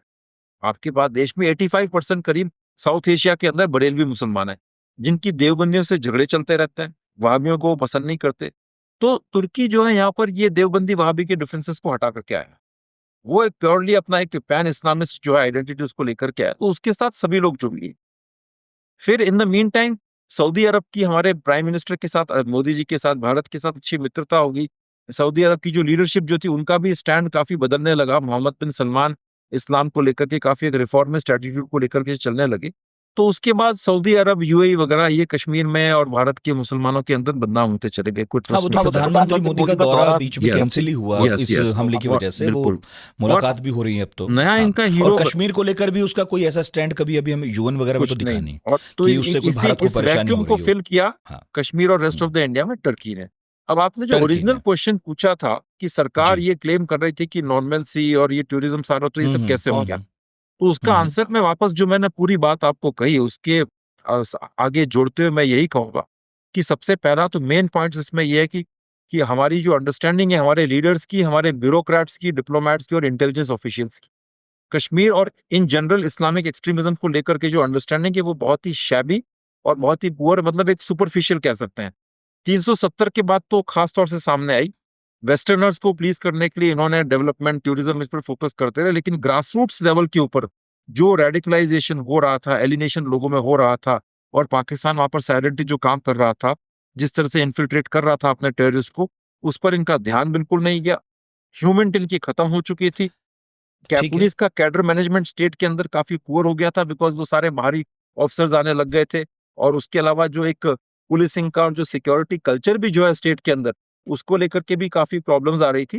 तो उसके बाद और इन जनरल जो आप देखें तो पूरा एक स्टेट का जो है वो ब्यूरोक्रेटाइजेशन हो गया था। जनरली जो है एलजी रूल जो था उसके अंदर उम्मीद ये थी कि 370 के बाद भारत सरकार कुछ एक पॉलिसी बनाएगी कश्मीर के लिए, 15-20 साल की पॉलिसी, जिसके अंदर वो मिलिटेंसी को एड्रेस करेगी और गवर्नर्स भी इस तरह के लगाए जाएंगे जो जनता के साथ संवाद रखें और पब्लिक आउटरीच हो। कुछ ब्यूरोक्रेट्स भी इस तरह के, कहते हैं ना, वाइब्रेंट। आप भी पुलवामा हमले के दौरान शायद कश्मीर में ही थे, मैं था, रिसर्च भी कर रहे थे, और जितना मुझे पता है तो आप गवर्नर के सलाहकार भी थे अनऑफिशियली।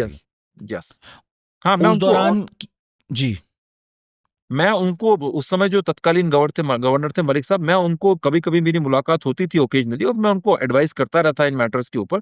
तो उस वक्त उनकी एक अप्रोच थोड़ी सी डिफरेंट थी। वो थोड़ा सा पब्लिक फ्रेंडली ज्यादा थे, और लोगों से उन्होंने अपना मोबाइल नंबर सबके सामने ओपन करके रखा होता, तो लोग उनको कॉल करते थे। अब देखिए कई बार क्या होता है कि कश्मीर जैसी सोसाइटी कॉन्फ्लिक्ट रिडन सोसाइटी है, तो वहां पर पावर का बड़ा एक वो रहता है क्या, जब भाई जिस सोसाइटी ने जिंदगी भर फौज को देखा है, वो देखा है, तो वहां पर अगर बड़ा हुक्मरान आपसे बात करता है तो लोग फिर उसको बड़ा एक, वो कहते हैं, लोग बड़ा इंस्पायर्ड फील करते हैं। वैसे कॉन्फ्लिक्ट सोसाइटीज के अंदर लोग एक परपेचुअल डिप्रेशन में रहते हैं। ऐसे केस में अगर गवर्नर इंटरेक्ट कर रहा है, बात कर रहा है, तो लोगों को थोड़ा सा एक मोटिवेशन मिलता है, उनको एक खुशी मिलती है। तो वो चीज मतलब कहीं ना कहीं मुझे लगता है कि एक उस तरह का एक अप्रोच हमारी होनी चाहिए थी, ताकि आपको पब्लिक की पल्स क्या है वो मिलती रहे, और एट द सेम टाइम आपको जो ना एक लंबी स्ट्रैटेजी के साथ कश्मीर में काम करना था, जिसके अंदर आप डेमोग्राफिक इश्यूज को एड्रेस करते कश्मीर की जो। और मैं एक बात और कहूंगा ध्यान से कि हमारी लॉन्ग टर्म अप्रोच ये होनी चाहिए थी कि कश्मीर की जो प्री इस्लामिक आइडेंटिटी है, original Kashmiri identity in religious and cultural sense both, उस पर हमें काम करना था, उसको रिवाइटलाइज करने के लिए, उसको रेज्यूविनेट करने के लिए, उसको स्ट्रेंथन करने के लिए काम करना था। क्योंकि कश्मीर की ओरिजिनल आइडेंटिटी जो है, जो कि प्री इस्लामिक आइडेंटिटी, वो बड़ी रिच लेगेसी है कश्मीर की, और उसमें आज भी कई सारे कश्मीरी मुसलमान भी इस बात को मानते हैं, इंक्लूडिंग सैयद अली शाह गिलानी भी ये कहते थे कि हम तो सारस्वत ब्राह्मणों के वंशज हैं। तो वो चीज आज भी कश्मीरियों के दिमाग में कहीं ना कहीं है। लेकिन वो जो ये जो कट्टरवादी तत्व हैं, इन्होंने जो एक डर का माहौल पैदा किया है, उसके कारण जो कहीं ऐसे कश्मीरी जो अपनी उस पुरानी आइडेंटिटी पर बड़ा फक्र महसूस करते हैं, वो भी इसको ओपनली एक्सेप्ट नहीं करते। और वो उम्मीद कर रहे थे सरकार से कि सरकार कश्मीर की प्री इस्लामिक कल्चर और रिलीजियस आइडेंटिटी को रिवाइव करेगी, स्ट्रेंथन करेगी। बट ये सब नहीं चीजें तो करने के लिए पर ये तो आपको समाज के स्तर पर होना जरूरी है, और ये समाज के स्तर पर तब होगा जब लोग आएंगे जाएंगे, आपस में मिलेंगे, कश्मीरी भी हिंदुस्तान में बाकी में घूमेंगे, हिंदुस्तान के लोग भी जाएंगे, और हिंदुस्तान के लोग जा रहे थे। टीआरएफ का दावा है कि 85,000 बाहरी लोगों को जम्मू कश्मीर में सरकार बसा रही थी। इसमें कितना सच है, और क्या वाकई लोकल लेवल पर इसे लेकर कोई असंतुष्टि भी थी? क्योंकि अपने ही देश में बाहरी लोग और अंदरूनी लोग क्या है? देखिए, मैं ये बात कहूँगा कि देखिए सबसे पहले तो आपने शुरुआत में एक बात कही थी कि वो आइडेंटिटी के लिए लोगों का आना-जाना और वो सब है ना, लोगों का मिलना ज़रूरी। डेफ़िनेटली वो एक स्मॉल पार्ट है इसका, है ना, पूरी, क्योंकि हमें आप ये मान के चलिए कश्मीर 30 साल से एक ऐसी मिलिटेंसी झेल रहा है जहाँ पर 2 एजेंसीज़ के बीच में शैडो वॉर चल रहा है। तो अगर हमें कश्मीर पर काम करना है तो एक लंबी स्ट्रैटेजी के साथ कम से कम 20 साल का रोड मैप, तब आप एक जनरेशन चेंज कर सकते हैं। ये जो जनरेशन है पूरी मिलिटेंसी पर ग्रो की गई है, पूरी उसी पर बढ़ी है इस तरह से। तो अगर वो स्ट्रैटेजी बना के हम चलते जिसमें एक धड़ा तो आपका पिलर होता स्ट्रॉन्ग आपके काइनेटिक मेजर्स का, कोवर्ट ऑपरेशंस का, टफ अप्रोच का, साथ ही साथ जो है एक आपकी कल्चरल अप्रोच होती, आउटरीच की होती, वो एक सेपरेट पूरा एक टॉपिक है जिस पर कभी सरकार चाहे हमसे बात करना चाहे तो हम उनसे बात कर सकते हैं, बट हाँ, दैट जिनमें can not be. Cultural centres खुलते हैं, आप लोगों को, स्थानीय लोगों को बुलाते हैं, समझाते हैं, बताते हैं आपका कल्चर ये था, आपकी भाषा ये थी, यस आपकी यस आइडेंटिटी ये भी थी, मतलब वो बहुत सारी और उसमें धीरे धीरे देखिए उनकी एक दोस्ती होती है उससे। यस हाँ, वो बिल्कुल। एक कहते हैं ना हमारे क्लासिक्स के अंदर 4 बातें कि साम दाम दंड भेद, इन सारी नीतियों को मिला करके एक स्ट्रैटेजी बनती है, और वो कई सारी चीजें ऐसी जो ओपन प्लेटफॉर्म्स पर डिस्कस करना उसको ठीक है। मुनासिब नहीं है, तो उसको अलग से किया जा सकता है। बट आप सॉरी आपका लास्ट एक क्वेश्चन आप मुझे रिपीट कर दें, आई लॉस्ट द ट्रैक। मैं उसी बात को कह रहा था कि टीआरएफ ने दावा किया है कि हाँ 85,000 यस लोगों को बसाया यस गया। अब जी। देखिए ये दावे ये सब इस तरह की बातें झूठी हैं। कश्मीर में अफवाह का बिजनेस बहुत स्ट्रांगली चलता है और पाकिस्तान इसमें सही। माहिर है। वो बड़ी तरह की 370 के बाद इन्होंने अफवाहें फैलाई थी, ये कश्मीर के अंदर वो ड्रोन से बम गिराएंगे, सबको तबाह कर देंगे। आप मुझे बताइए अगर इतने लोग बाहरी लोगों को बसा दिया गया तो वहां तो एक भी कश्मीरी पंडित नहीं बसाया जाएगा, कौन बसाए जाएंगे बताइए। तो वो बेसिकली जो ये जो जिहादिस्ट एलिमेंट्स होता है उनकी एक बड़ी खासियत होती है, वो विक्टिमहुड का नैरेटिव गढ़ने में बड़े माहिर होते हैं। आप उधर भी जाके देखें, आपका उधर इजराइल हमास के केस में पहले ये लोग घुसे इजराइल के अंदर, वहां पर बड़ी बुरी तरह से लड़कियों को बच्चों को इन्होंने मारा, नंगा करके सड़क पर घसीटा।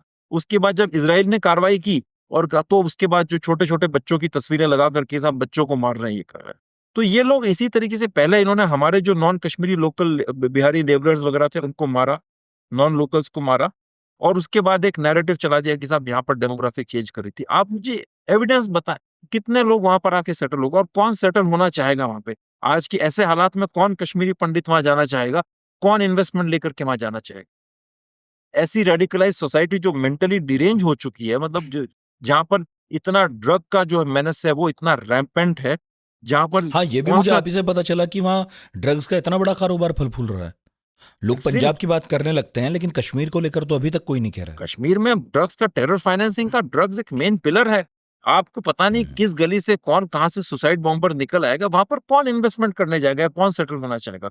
तो ये इस तरह के जो क्लेम्स हैं टीआरएफ के, ये हाईली फैब्रिकेटेड झूठे क्लेम्स हैं, इनमें कोई दम नहीं। ठीक है अभिनव जी, और एक चीज और है जो लास्ट पॉइंट एक और मैं हाँ, ऐड करना प्लीज। चाहूंगा। जी, जो आपका जी। जो वही जो ओरिजिनल क्वेश्चन था कि ये कैसे हो गया, हाँ। फिर मैंने कहा था कि हमारी अंडरस्टैंडिंग बड़ी फ्लॉड रही है कश्मीर को लेकर के। तो उसी का एक छोटा सा हिस्टोरिकल बैकग्राउंड है कि ये जो कश्मीर और इस्लामिक टेररिज्म को लेकर के जो हमारी अंडरस्टैंडिंग है वो आज से नहीं 1947 से फ्लॉड रही है। आप देखें इस देश का पार्टीशन जो है एक इस्लामिक एक्सट्रीमिज्म या टू नेशन थ्योरी के आधार पर हुआ था। तो उसके बाद हमारी जो यहाँ पर जो सिक्योरिटी एक्सपर्ट्स हैं, जो डिप्लोमेट्स हैं, पॉलिटिकल हुक्मरान हैं, उनको ये समझना चाहिए था कि इस देश के लिए सबसे बड़ा एग्जिस्टेंशियल थ्रेट अगर कहीं से आता है तो वो इस्लामिस्ट एक्सट्रीमिज्म से आता है, क्योंकि एक पार्टीशन आपका हो चुका था, उसके बाद भी कम्युनल राइट्स होते रहे। लेकिन मैं कई सारे डिप्लोमेट से, सिक्योरिटी ऑफिशियल से मिलता हूं तो वो हमेशा एक बात कहते हैं कि साहब भारत पाकिस्तान के बीच में समस्या रिलीजियस नहीं है, जबकि पाकिस्तान वो ये कहते हैं कि समस्या रिलीजियस नहीं है, ये जियोपॉलिटिकल इशू है। ये दुनिया भर के एक्सक्यूज आते हैं कि पश्चिम ने बंटवारा करवाया, ये किया, और आपका नदियों का झगड़ा है, इस तरह के सारे आर्गुमेंट आते हैं। वो ठीक है, वो कुछ हद तक सही है, बट रिलीजियस जो एक्सट्रीमिज्म जो है वो पाकिस्तान की रग रग में बहता है। और आसिम मुनीर ने खुद ने कहा अभी कि पाकिस्तान वाहिद एक ऐसा मुल्क है जो कलमे की बुनियाद पर बना था। वो झूठ नहीं कह रहा है। एटलीस्ट मैं उसकी साफगोई की दाद देना चाहूंगा, उसकी ईमानदारी की दाद देना चाहूंगा कि वो एडमिट कर रहा है इस बात को। लेकिन हमारे यहाँ पर लोग इतना पॉलिटिकली करेक्ट होना चाहते हैं, लोग इतना डरते हैं, इनमें इतने कॉन्फिडेंस नहीं है इन लोगों के अंदर कि सो कॉल्ड आपकी हिंदू नेशनलिस्ट गवर्नमेंट भी इस बात को ओपनली एक्सेप्ट नहीं करती है कि आप ये प्रॉब्लम जो है इसका एक स्ट्रॉन्ग रिलीजियस डायमेंशन। आपके डिप्लोमेट जब इंटरनेशनली बात करते हैं तो वो ऐसे बात करते हैं जैसे कि आप उनका कोई हिंदुस्तान की समाज सोसाइटी से रिलीजियस मूविंग्स के साथ कोई कनेक्ट ही नहीं है। और वो एक डिफरेंट फैक्टर है। देखिए, कॉन्फ्लिक्ट जोन के अंदर जब आप काम करते हैं तो इंटेलिजेंस का एक बहुत बड़ा रोल होता है, और उसके अंदर जो है कि आप किस तरह का कैडर रिक्रूट कर रहे हैं, कैसे लोग वहां पर काम कर रहे हैं, वो चीजें बड़ी मैटर करती है। खैर, वो एक सेपरेट टॉपिक है कि इंटेलिजेंस फेलियर क्यों होता है और उसके क्या वजूहात है, उस पर भी हम आगे आप चाहे तो चर्चा कर सकते हैं। बट नहीं, अभी कभी ना आपका कभी क्वेश्चन इस क्या बात मेरे को और विस्तार में करेंगे। आपके पास कहने को बहुत कुछ है, हमारे पास पूछने को बहुत कुछ है, लेकिन आज जो ये हुआ है, अब ये जो घटना हुई है, उसके इर्द गिर्द सवाल ज़्यादा हैं, तो मेरा ख्याल है उन एक दो सवालों को और पूछ लेना चाहिए। तकरीबन 1 घंटा होने को है। पर्यटकों को निशाना जो बनाया गया, बहुत ऐसे केसेस नहीं मिलते हैं कश्मीर में। ऐसा नहीं हो रहा था। अव्वल तो पर्यटन वैसे भी कम था 2017 से पहले, लेकिन फिर भी बहुत इक्का दुक्का वाकये मिलते थे। उसके बाद भी नहीं हुआ है। ये अचानक से बहुत बड़ा हमला हुआ है। मेरा ख्याल है सबसे बड़ा हमला होगा पर्यटकों पर, अमरनाथ यात्रियों पर हुआ है ना। इसके अलावा तो ये कोई नई तरह की स्ट्रेटजी है या इसमें कुछ नई बात ऐसी है, कोई आप कुछ जोड़ना चाहते हैं जो हम नहीं देख पा रहे या लोग नहीं देख पा रहे? ये मैं इसमें एक चीज कहूँगा कि सबसे पहले तो हमें एक हमेशा बार बार ये एक एक्सक्यूज दिया जाता है कि कश्मीर के अंदर टूरिस्ट सेफ क्यों सेफ है, क्योंकि साहब हम्म, टूरिस्ट जो है वो उनके इकोनॉमिक इंटरेस्ट को केटर करता है, तो ये हाँ, रिलीजियस ऑब्वियसली। एक्सट्रीमिज्म को पूरी तरह से सबसाइड कर देती है। इस बात में कुछ सच्चाई है, मैं मानता हूँ। देखिए, पैसा सबको प्यारा होता है, लेकिन इसका मतलब ये नहीं है कि वो टूरिज्म को प्रमोट करने के लिए जो है पूरी तरीके से अपना जो रिलीजियस एजेंडा है उसको साइडलाइन कर देंगे। और अभी जो मिलिटेंट्स हैं कश्मीर के अंदर, वो आप याद रखिए, वो लोकल मिलिटेंट्स नहीं है, वो फाटा से पाकिस्तान से आए हुए, और ये तो हाईली इंडोक्ट्रिनेटेड रेडिकलाइज्ड लॉट है जो कि इनकी पुश्तें सुसाइड बॉम्बिंग करती आई हैं अफगानिस्तान और क्या, ये वो वाला लॉट है। तो इनके लिए रिलीजियस, और खासतौर से जो जैश के जो लड़के आते हैं, रिलीजियस मोटिवेशन बहुत स्ट्रांग होता है। First point. सेकंड पॉइंट ये मेरा, इसमें ये है कि अभी जो हालात हैं भारत के अंदर, आप देखेंगे खास तौर से पिछले 10-12 साल के अंदर और जो अभी पिछले 5-6 साल के अंदर, तो हिंदू मुस्लिम पोलराइजेशन भारत में बहुत बड़ा है। मुसलमानों के अंदर जो कट्टरता है और जो लिंकेज है ग्लोबल इस्लामिक मूवमेंट्स हैं, उनके साथ बड़ी स्ट्रांग हुई है। जैसे तालिबान का जब वहां पर अफगानिस्तान के अंदर जो वापस आना हुआ था, तो यहाँ पर कई जगह पर जो है उसको सेलिब्रेट किया गया था। इनफैक्ट मुनव्वर राना जैसे जो बड़े बड़े पोएट्स जो थे, वो भी, उन्होंने भी डायरेक्टली तो नहीं बट एक इनडायरेक्ट तरीके से जो है उसको एक कहीं ना कहीं एक सपोर्ट ही किया था। इसके अलावा अभी जो लेटेस्ट ईद का जो फेस्टिवल था, उसके अंदर कई जगह पैलेस्टाइन के झंडे लहराए गए। और आज चाहे वो सीए एनआरसी हो, हालांकि इंप्लीमेंट नहीं हो पाया सीए एनआरसी, वो एक अलग चीज है, लेकिन या वक्फ बोर्ड हो, उसके खिलाफ पूरे भारत के मुसलमानों के अंदर एक बड़ा प्रतिशोध और एंगर है। और वो एंगर नॉर्मल नहीं है। देखिए, दंगे पहले भी होते थे, लेकिन वो लोकल इश्यूज को लेकर के, सांप्रदायिक टाइप का जो टिपिकल जो कन्वेंशनल स्टीरियोटाइप जो चीजें थी, उनको लेकर के होते थे। आज जो इस्लामिक एक्सट्रीमिज्म है, जो मुसलमानों के अंदर जो कंसोलिडेशन इस देश में बढ़ा है, वो अलग कंसोलिडेशन है। उसका पहला लिंक तो है ग्लोबल इस्लामिक कॉजेस के साथ में, और सेकंडली एंटी जो गवर्नमेंट अभी जो देश में जो चल रहा है, सारा का सारा जो मूवमेंट चल रहा है, एंटी सनातन, एंटी हिंदू, उसका वो एंगल है। तो पाकिस्तान जानता है कि ये जो खाई जो बढ़ रही है, ये सबसे बेहतरीन मौका है भारत के अंदर जो है ना एक आंतरिक इंस्टेबिलिटी पैदा करने का। तो अगर वो टूरिस्ट को मारता है, उसमें भी सारे हिंदू टूरिस्ट को मारता है रिलीजियस आइडेंटिटी बेसिस के ऊपर, तो ये क्या मैसेज देगा पूरे देश के अंदर? इससे तो यही मैसेज जाएगा ना कि साहब जो है कि उनकी रिलीजियस आइडेंटिटी के कारण मारा है, और देश भर में इससे दंगे होने के चांसेस हैं। इन जनरल लोगों के अंदर जो है एंटी मुस्लिम हेट्रेड बहुत बढ़ेगी। आप सोशल मीडिया पर देख सकते हैं, जब से ये अटैक हुआ है उसके बाद से तमाम तरह की जो पोस्ट आ रही हैं, वो मुसलमानों को टारगेट करती हुई आ रही है। तो वो, अब चाहे उसमें देखिए कश्मीर के भी हर वहां पर लोगों ने कंडेम भी किया है इस अटैक को, लोगों ने इसको क्रिटिसाइज भी किया है, लेकिन हेट्रेड तो इसकी, मतलब एक हिंदू मुसलमान के बीच में नफरत तो बढ़ी रही है। तो ये भी पाकिस्तान का एक उद्देश्य है। और साथ ही साथ अगर आप देखें तो बांग्लादेश के अंदर पाकिस्तान ने अपना बड़ा एक जाल फैला लिया है, तो वहां से भी वो भारत को अच्छे तरीके से सैबोटाज करने की का पोजीशन में है, और उसकी उम्मीद रखता है, उसकी तैयारियां कर रहा है। उसके लिए जरूरी है कि अगर वो बॉर्डर्स पर कुछ करता है तो इंटरनल अनरेस्ट भारत के अंदर वो ये जरूरी है। और वो कैसे हो सकता है? जगह जगह कम्युनल राइट्स हो, दंगा फसाद हो, तो ऐसे में ये चीजें बड़ी मदद करती है। फिर अगर कम्युनल राइट होता है, दंगा फसाद होता है, तो वो और जिहाद के नैरेटिव को बूस्ट करता है। आप और लड़कों को टेररिस्ट बना सकते हैं। कश्मीर के अंदर आपको लेवरेज मिलता है। अब ऐसी घटना होती है तो बाहर जो कश्मीरी स्टूडेंट्स पढ़ रहे हैं उन पर कई बार लोग गुस्से में आकर के हमला कर देंगे, अटैक कर देंगे, तो फिर वो वहां पर जाकर के बोलेंगे देखिए रेस्ट ऑफ द इंडिया में आपके लिए कोई जगह नहीं है। तो ये एक साइकिल बन जाती है। हाँ, तो कुल मिलाकर तो इसमें ऐसे कश्मीरियों का या ऐसे मुसलमानों का भी नुकसान हो ही रहा है जो इस पूरी कहानी में कहीं है ही नहीं। जो जो एक आम हिंदुस्तानी की तरह रहना चाहते बिल्कुल। हैं, जो एक आम कश्मीरी की तरह रहना चाहते हैं, जिनको सिर्फ यही आइडिया है कि भाई पढ़ें लिखें, थोड़ा अपना जीवन स्तर ऊंचा उठे और ठीक रहे, सबसे ज्यादा तो वही पिस रहे हैं इसमें, ऐसा दिखाई दे रहा है। इस पूरी प्रक्रिया में सबसे अधिक नुकसान अगर किसी का हो रहा है तो वो मुसलमान का ही हो रहा है। आज अगर आप देखें तो पूरी दुनिया में सबसे सेफ कोई जगह मुसलमानों के लिए है तो वो हिंदुस्तान है यार। और आप वेस्ट एशिया देख लें और जगह से कंपेयर करके देख लें, यूरोप में देख लें, सबसे सेफ जगह भारत है। भारत के अंदर जो है ना कहीं ये सारी लड़ाइयों के बावजूद भी हमने एक कॉम्पोजिट कल्चर क्रिएट किया था, ठीक है, और वो चल रहा था। लेकिन अब वो चीज बहुत उस पर खतरा मंडरा रहा है और जो है ना वो बहुत हद तक डिस्टर्ब हो चुकी है खासतौर से। और ये जो मैं हमेशा से कहता हूँ कि भारत के लिए सबसे बड़ा जो एग्जिस्टेंशियल थ्रेट है वो चीन या पाकिस्तान से भी ज्यादा इंटरनल सिक्योरिटी से आता है। और मेनली जो हिंदू मुस्लिम क्वेश्चन है भारत का उससे आता है। एक बंटवारा आपका हो ठीक है। चुका है। बंटवारे के बाद हमारा देश जो है इसमें देश का इतिहास राइट्स किससे भरा हुआ है। फिर से अभी भी राइट्स होते रहते हैं देश के अंदर हर जगह। और अब जो है इन चीजों के साथ में एक इंटरनेशनल जो रेडिकलाइजेशन का एंगल है वो भी अटैच हो गया है। तो वो ये भी ऐड बड़ी हो एक गया। समस्या ठीक। गंभीर होती जा रही है। ठीक है।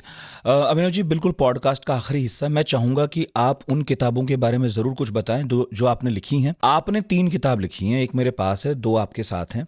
मैं चाहता हूं तीनों के बारे में बताएं सो दैट जो जानना समझना चाहते हैं पूरे टेरर मॉड्यूल को कि फंडिंग कहाँ से होती है, जैश ए मोहम्मद कैसे बना, वो आपका लिखा क्या क्या पढ़ें। और आप पॉडकास्ट से पहले ये भी कह रहे थे कि उनकी वजह से आपको बड़ा खतरा भी फेस करना पड़ रहा है, वो क्या है? देखिए मैं एक्चुअली कश्मीर में जब गया मेरा मोस्टली टेररिज्म के साथ काम सिलसिला 2016 से शुरू हुआ और 2017 से मेरा एक एक्टिव इन्वॉल्वमेंट कश्मीर के अंदर शुरू हो गया। तो मैं वहाँ पर फील्ड रिसर्च करता था। बहुत अंदरूनी जो इलाके हैं, बड़े डेंजरस इलाके, उनमें बड़ा मेरा आना जाना होता था। और उन दिनों तो वो दौर था कि बुरहान वानी के बाद वहाँ पर होम ग्रोन मिलिटेंसी थी। तो आप ये सब कुछ जो इस तरह की जो सारी चीजें वो पहन के जा भी नहीं सकते थे वहाँ पर। आपको सारी रिंग्स वगैरह निकालनी पड़ती थी। तो बड़ा एक हम्म। रिस्की डोमेन था। लेकिन मैंने सोचा कि आई थिंक कहीं ना कहीं कश्मीर के ऊपर हमारी तरफ से रिसर्च में बहुत कमी रही है। आप देखिए लश्कर ए तैयबा सबसे ज्यादा नुकसान उसने भारत का किया था, सबसे ज्यादा नुकसान 26/11 का अटैक हम्म। करके। लेकिन किताब किसने लिखी? 2 वेस्टर्न ऑथर्स ने, स्टीफन टैंकेर और क्रिस्टीन फेयर ने। क्यों लिखी? क्योंकि 26/11 के बिल्कुल। हमले के अंदर जो है आपके कुछ अमेरिकन मारे गए थे। वेस्ट एशिया के टेररिज्म के ऊपर, टेररिस्ट ग्रुप्स के ऊपर आपको कहता ना इतनी ज्यादा तादाद में स्कॉलर्स मिल जाएंगे जो कि पश्चिम के जगत के अंदर है और वो लिखते रहते हैं। इस तरह से उन्होंने काफी काम किया। लेकिन कश्मीर टेररिज्म के जी। ऊपर जो है कुछ भी हमारे पास लिटरेचर नहीं था। तो मैंने उसके ऊपर लिखना का सोचा और सबसे पहले मेरी किताब थी रेडिकलाइजेशन इन इंडिया, जिसके अंदर मैंने मोस्टली कश्मीर के अंदर जो रेडिकलाइजेशन की जो स्कूल्स हैं उनके बारे में बताया है ना। ये मेरी बुक है फर्स्ट बुक। जी। ये मेरी जो बुक है जी। रेडिकलाइजेशन इन इंडिया, ये हम्म। 2016-17 के आसपास पर काम शुरू हुआ था। तो मैंने इसके अंदर वहां पर जाकर के देखा कि लोकल लेवल पर कितना रेडिकलाइजेशन है। तो इसके लिए मैं कई सारे militants, active militants, farmer militant, उनसे मिलना। मैंने इसमें लश्कर ए तैयबा का एक टेररिस्ट था, उसका इंटरव्यू मैंने इसमें डाला है। उसने अपनी बताई अपनी शुरुआती जर्नी की वो जमात इस्लामी के स्कूल्स में जाता था, वहां से रेडिकलाइज हुआ, फिर लश्कर ज्वाइन किया। उसके बाद उसने कॉप किलिंग की, फिर पकड़ा गया। मैंने इसके अंदर कई सारी चीजों को प्रेरित किया था, जैसे कि पुलवामा को जो टेरर अटैक था उसकी मैंने इसके अंदर ऑलमोस्ट मैंने एक स्ट्रेटेजिक फोरकास्ट ही किया था। बिकॉज उन दिनों जब मैं कश्मीर में रिसर्च कर रहा था 2017-18 में, तब ये होम ग्रोन सुसाइड बॉम्बिंग का ट्रेंड वहां पर बढ़ रहा था। फिर टर्की की जो एक्टिविटीज है उसके बारे में मैंने इस किताब में काफी बताया। जमात की एक्टिविटीज टेरर फंडिंग के अंदर और 2016 का जो एजिटेशन हुआ था आफ्टर बुरहान वानीज एनकाउंटर डेथ, उसमें जो जमात का रोल था उसके बारे में मैंने इसमें काफी डिटेल में डिस्कस किया है। और फिर इस किताब के अंदर मैंने केरला के अंदर पीएफआई का जो रोल है और पूरे हम्म। भारत में जो रेडिकलाइजेशन जो हो रहा है उसमें किस तरह से जो ये इंस्टीट्यूशंस काम कर रहा है उसका मैंने बहुत डिटेल में, बहुत एकेडमिक तरीके से इसमें एक्सप्लोर किया है। तो ये किताब लेब और जनरल रीडर्स हैं उनके लिए भी यूजफुल है, सिक्योरिटी फोर्सेस से लोग अगर हैं, डिप्लोमेसी से हैं, फॉरेन सर्विस से हैं, स्कॉलर्स हैं, तो उनके लिए बड़ी यूजफुल है। फिर मेरी दूसरी जी। बुक है, ये आपकी एक inside the terrifying world of Jaish e Mohammed. तो ये जैश ए मोहम्मद के ऊपर किताब है। अब इसके लिखने का कारण ये बना कि हमने देखा कि जैश ए मोहम्मद एक ऐसा ऑर्गेनाइजेशन है जो भारत और पाकिस्तान को 2 बार फुल फ्लेजेड वॉर की कंडीशन पर लेके आ गया। पहले तो जब पार्लियामेंट अटैक किया था तब, और दूसरा 2019 से पुलवामा के वक्त। लेकिन ये सबकी नजरों से बचा हुआ रहता था, चाहे वो इंटरनेशनल वॉच डॉग्स हों या फिर हमारी जो एजेंसीज हों। स्कॉलर्स ने कभी कुछ खास लिखा नहीं इसके ऊपर, कहते थे, एक दो जर्नलिस्ट थे जो इसको फॉलो करते थे। तो मुझे लगा कि आई थिंक ये बहुत सीक्रेटिव ऑर्गेनाइजेशन है, इस पर बहुत डिटेल में काम करने की जरूरत है। और उसके बाद फिर सही। मैंने इस पर काम करना शुरू किया। तो मुझे लगा कि मेरा जो एफर्ट जो था वो it was completely worth it. मैंने इसमें पाकिस्तान का अंदर जो देवबंदी हिस्ट्री है पूरी की पूरी पिछले 150 साल की, वहां से मैंने शुरू किया है। और उसके बाद मैं आकर के पाकिस्तान के फॉर्मेशन के बाद किस तरीके से देवबंदीज ने अहमदियास को टारगेट करना शुरू किया उसको वर्णन किया है। फिर 1979 के अंदर 1979 के अंदर देवबंदी टेरर ग्रुप्स बनने लगे। मोस्टली ये आपकी जो आईएसआई और सीआईए की गठजोड़ में वो सोवियत्स को काउंटर करना चाहते थे। तो इनके जो मुजाहिदीन ग्रुप्स थे जो अफगानिस्तान में लड़ने के लिए, उसके बारे में जिक्र किया। और उसके बाद फाइनली वो ग्रुप्स कश्मीर में आने लगे। मौलाना मसूद अजहर जो कि एक रिलीजियस आइडियोलॉग था, इनके साथ जुड़ा हुआ था। वो कैसे कश्मीर के टेरर फंडिंग ठीक। करने के लिए इधर उधर जाता था, तकरीरें करता था। फिर वो कश्मीर में आया, कश्मीर के अंदर उसकी एंट्री कैसे हुई, इनके इन्फिल्ट्रेशन रूट्स क्या थे, फंडिंग कैसे करते थे, इनकी ट्रेनिंग कैसे होती, वो सारी चीजें मैंने जिक्र की। फिर वो किस तरह से पकड़ा गया और उसके बाद जो है उसका जेल में उसका कैसा रहा जीवन, उसके बारे में बताया है। और वो इंटेरोगेशन में उसकी क्या क्या तासीर थी, मतलब क्या क्या उसकी फितरत थी, उसके बारे में बताया। जैसे कि वो बड़ा उसको नॉलेज था वेस्ट एशिया की, जियो पॉलिटिक्स जो थी अफ्रीका की, उसके बारे में बड़ा गजब का जानकार था वो।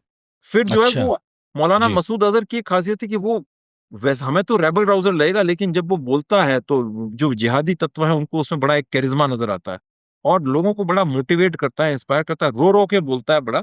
और लोगों को ऐसा इंस्पायर करता है कि लोग फिर सीधा जाके सुसाइड बॉम्बिंग को तैयार हो जाए। फिर इनका जो ऑर्गेनाइजेशन का स्ट्रक्चर है बड़ा खास किस्म का स्ट्रक्चर है। एक फैमिली चलाती है और वो आईएसआई ने इनको इस तरह से तैयार किया है कि एक फैमिली चलाए ताकि कंट्रोल एक फैमिली के थ्रू आईएसआई इसको गवर्न करती रहे।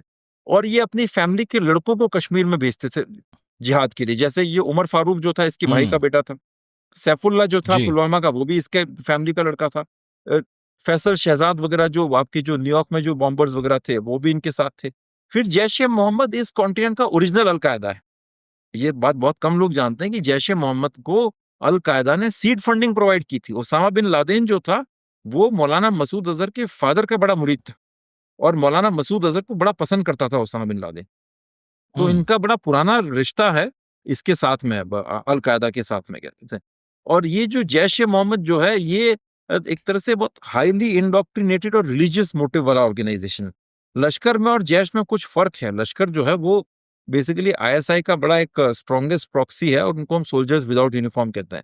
लेकिन जैश का अपना अब जो बेस है ना पाकिस्तानी सोसाइटी के अंदर वो बहुत स्ट्रांग है, बिकॉज वो देवबंदी बेस है। अभी भी जब तालिबान की जब वापसी हुई है, ये तालिबान का सिस्टर ऑर्गेनाइजेशन है। तालिबान भी देवबंदी ऑर्गेनाइजेशन है, लश्कर भी सॉरी जैश भी देवबंदी ऑर्गेनाइजेशन है और तहरीक तालिबान पाकिस्तान भी देवबंदी ऑर्गेनाइजेशन है। तो तालिबान की जब वापसी हुई पावर के अंदर, तो मौलाना मसूद अजहर का और जैश का वहां पर इन्वॉल्वमेंट काफी बढ़ गया। इनफैक्ट जो हमास के जो अटैक्स हुए थे इसराइल के अंदर, उसके अंदर भी आप देखेंगे तो उसका जो फाइनल फतवा जो साइन हुआ था उसके रिलीजियस सैंक्शन के लिए, उसके अंदर मौलाना मसूद अजहर के हस्ताक्षर थे। तो ये अच्छा। और ये एक ऐसा ऑर्गेनाइजेशन है जो पैन इंडिया एम्स रखता है। इसको सिर्फ कश्मीर से मतलब नहीं है। जब बाबरी मस्जिद गिरी थी तो उसके बाद ये इंडिया आया था तो मसूद अजहर देखने गया बाबरी मस्जिद और उसके बाहर इसने बड़े बड़े आंसू बहा के रोया है। ये पूरे इंडिया के अंदर जो अपने एक्टिविटीज ऑपरेशंस करना चाहता है। तो मैंने इसके बारे में बहुत डिटेल में लिखा है। ये भी जो काउंटर टेररिज्म में इंटरेस्ट रखते हैं स्कॉलर्स, डिप्लोमेट्स, ऑफिशियल्स, इंटेलिजेंस वालों के लिए बहुत यूजफुल किताब है। इसमें वो लोग ट्रेनिंग कैसे करते हैं, उनकी कॉम्बैट स्किल्स क्या होती हैं, शूटिंग के किस तरह के वेपन्स काम में लेते हैं, वो सारी चीजें मैंने बहुत डिटेल में इसमें उनकी साइकोलॉजी वगैरह का वर्णन किया है। फिर मेरी तीसरी किताब है, ये टेरर फाइनेंसिंग इन कश्मीर के ऊपर है। अब कश्मीर के अंदर आप देखेंगे तो मैंने इस विषय पर किताब क्यों लिखी, देखिए जनरली टेरर फाइनेंसिंग के ऊपर किताबें लिखी जाती हैं, लोग रूटीन में डिस्कस करते हैं हवाला क्या होता है क्या होता है, लेकिन मैंने देखा कि कश्मीर के अंदर टेरर फाइनेंसिंग का एक अलग ही मॉडल क्रिएट हुआ था। वहां पर क्या था कि पाकिस्तान को ये लग गया था कि कश्मीरी सोसाइटी थोड़ी सी कहता है ना लिबरल टाइप की थी, उनके अंदर इस्लामिक कट्टरवाद उस तरह से नहीं था, वहां पर वो सूफी कल्चर वगैरह था जैसे, और आपका शराब पीने का भी चलन था और इस तरह की सारी चीजें थी। तो पाकिस्तान को ये लगा कि यहाँ पर दो स्तंभों के ऊपर आप जो है टेररिज्म की बुनियाद खड़ी कर सकते हैं। पहला है रिलीजियस रेडिकलाइजेशन और दूसरा है आप एक ऐसी टेरर इकोनॉमी क्रिएट करें जिससे कि सबको फायदा हो। तो उसके अंदर जो है बड़ा एक कॉम्प्लेक्स उन्होंने सिस्टम क्रिएट किया। सबसे पहले वो कैश जाकर के लेकर के आते थे बॉर्डर से, तो फिर कैश यहाँ से अंदर से उनके बंदे कलेक्ट करते थे, फिर कैश को लाना डिफिकल्ट हो गया तो फिर ड्रग्स के ऊपर आ गए, जमाते इस्लामी एक्सटॉर्शन करती थी, फिर आपका जो है ड्रग्स के बाद हवाला के ऊपर आ गए, हवाला के बाद जो है से आपका इंटरनेशनल ट्रेड के भी थ्रू पैसा जनरेट करते थे। फिर जो है उन्होंने कुछ बड़े यूनिक तरीके इजाद किए जो कि पूरी दुनिया में कहीं नहीं थे। जैसे कि जब एलओसी पर फेंसिंग होने लगी तो उसके बाद वहां से इधर थोड़ा मूवमेंट डिफिकल्ट हो गया, तो इन्होंने एक तरीका शुरू किया एमबीबीएस सीट्स के थ्रू टेरर फंड जनरेट करने का। तो कश्मीर के अंदर जो टेररिस्ट मर जाते थे उनके रिश्तेदारों को या फिर जो और बाद में तो ये और लोगों पर भी ये चीज अप्लाई हो गई, तो जो भी एमबीबीएस करना चाहता है उनसे आवेदन मंगवाए जाते थे और वो हमारे जो सेपरेटिस्ट लीडर्स जो थे सारे के सारे गिलानी विलानी इनसे संपर्क करते थे और इनको बताए थे कि हम पाकिस्तान में फला जगह एमबीबीएस करना चाहते हैं। ये लोग इनको चिट्ठी लिख के देते थे, जैसे गिलानी के रिकमेंडेशन पर सपोज 100 एडमिशन हो जाते थे, किसी यासीन मलिक के रिकमेंडेशन पर एक्स नंबर ऑफ एडमिशन हो जाते थे, तो उसका जो पैसा जो था वो पैसा 8 लाख से लेकर 25 लाख 30 लाख के बीच में कुछ भी अमाउंट हो सकता था, जैसी जिसकी कैपेसिटी, वो कश्मीर में ले लिया जाता था।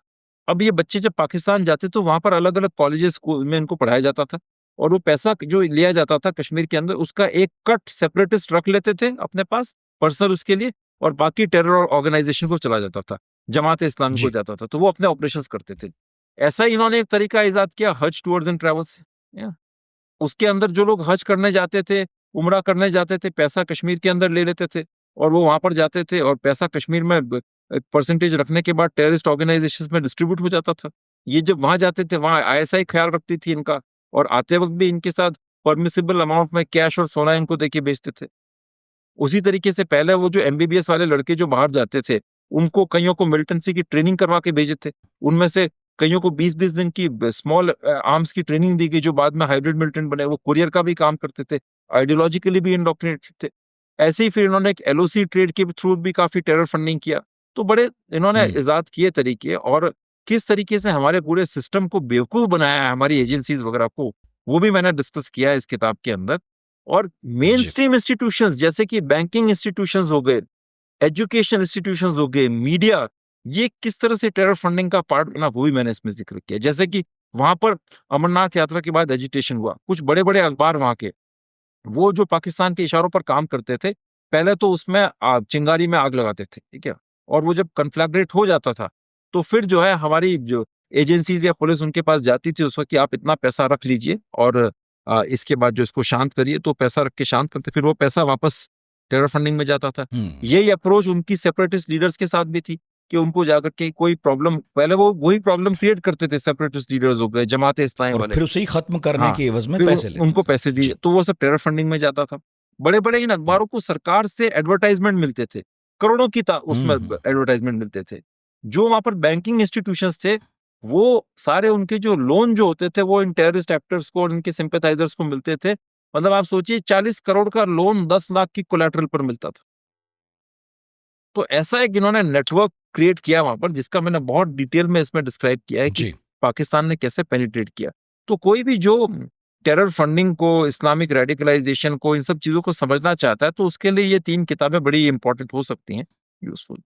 बिल्कुल, बहुत बहुत शुक्रिया अभिनव जी, और उम्मीद है कि बहुत कुछ ढंग से समझ में आया होगा, क्योंकि खबरों के ज़रिए समझ में आती हैं कई बार बातें, हम तक तो अखबार पहुंचते हैं, है ना, चैनल से पता चलता है और आजकल तो सोशल मीडिया से पता चलता है, किताबों की तरफ कम ही लोग जाते हैं।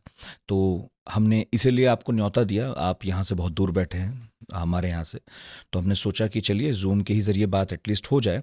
और आपने इतनी मेहनत से, इतनी मुश्किल से ये 3 अच्छी अच्छी किताबें लिखी हैं, इनमें से एक मेरे पास है, मैं इसे पढ़ भी रहा हूँ। कोशिश करूँगा कि कोई और शो ज़रूर हो आपके साथ जिसमें आपसे और भी कुछ जानने समझने को मिले। आप बिल्कुल ज़मीन पर रहकर ढंग से पढ़ लिख कर आए हैं, तो आई होप कभी आप समय निकाल लेंगे तो आपसे फिर से बात होगी। जाने बहुत से बहुत पहले मैं शुक्रिया सर एक चीज आपका। और बताना चाहता हूँ कि ये जो अटैक हुआ, मैंने जो है जी इनफैक्ट मेरा 4 महीने पहले एक हाँ। पॉडकास्ट मैंने कहीं किया था। I just show you the title, उसका मैं आपको टाइटल ही बताता हूँ। तो उसके अंदर जो है मैंने, आप ये टाइटल देखें उसका, is Pakistan planning A Hamas style terrorist attack. इसको मैंने 4 महीने पहले ओपनली प्रेडिक्ट करके कहा था कि हमास स्टाइल का कोई मेजर अटैक वहां पर प्लान करने की। और हो गया बदकिस्मती से। और जैसा आप कह रहे हैं कि इसमें जो सबसे ज़्यादा नुकसान उठा रहे हैं या तो वो लोग जो वहाँ पर सिर्फ घूमने गए थे और उनका कोई लेना देना किसी तरह की बात से था ही नहीं, वो तो बस अपने परिवार के साथ वहाँ पर सॉफ्ट छुट्टी टारगेट्स लेकर हैं। जस्ट घूमने भर के लिए गए थे वो। हाँ, सॉफ्ट टारगेट थे। या फिर अब नुकसान उनका होगा जिनका वाकई इस पूरे खून खराबे से कोई कोई नहीं लेना आता देना है। नहीं है, लेकिन उनकी आइडेंटिटी बस वो है Yes. जो इन्हें मारने वालों की थी। तो दोनों तरफ के ऐसे लोगों का नुकसान होगा, बहुत बदकिस्मत है। और जब मैं आपसे बात कर रहा हूँ इस वक्त गहमा गहमी मची हुई है सियासत के गलियारों में। अभी एक मीटिंग खत्म हुई है और 5 बड़े प्रतिबंध पाकिस्तान पर लग गए हैं और कहा जा रहा है कि राज्य सरकार भी अब जल्दी से ही कोई विधानसभा सत्र बुलाएगी और मे भी वहाँ पर भी कुछ इसी तरह की बातें होंगी। तो केवल दूरियां बढ़ती हैं इस तरह की हरकतों से इंसान के बीच। बहुत शुक्रिया अभिनव जी, बहुत बहुत थैंक यू शुक्रिया वेरी मच। आप सभी लोगों का। इतनी तफसील से पॉडकास्ट सुना, लेकिन ये ज़रूरी था। जब ऐसा हमला मुल्क पर हुआ हो, ऐसा हमला आम लोगों पर हुआ हो, तो समझना चाहिए कि परतों में क्या है। ठीक है, हमें गुस्सा है, ठीक है, हम आक्रोशित हैं, ये बात ठीक है कि हम चाहते हैं कुछ हो, लेकिन थोड़ा सा ठहर कर कुछ किताबें पढ़नी चाहिए, कुछ पॉडकास्ट सुनने देखने चाहिए ऐसे लोगों के, जैसे अभिनव जैसे लोग जिन्होंने इस पर काम किया है, जो आपको बता सकते हैं कि जो कुछ कश्मीर में हो रहा है वो यूं अचानक नहीं हुआ है, बल्कि इसके पीछे एक बहुत लंबी साजिश भी है और बहुत लंबी लापरवाही भी है। तो बहुत बहुत शुक्रिया आपका। जो कुछ कहना हो कमेंट बॉक्स खुला है, प्लीज़ लिखिएगा ज़रूर। और इसके अलावा ये गुजारिश भी कि इस वीडियो को जितना ज़्यादा हो सके उतना ज़्यादा शेयर कीजिएगा। अगले गुरुवार हाजिर होंगे। बहुत बहुत शुक्रिया आपका।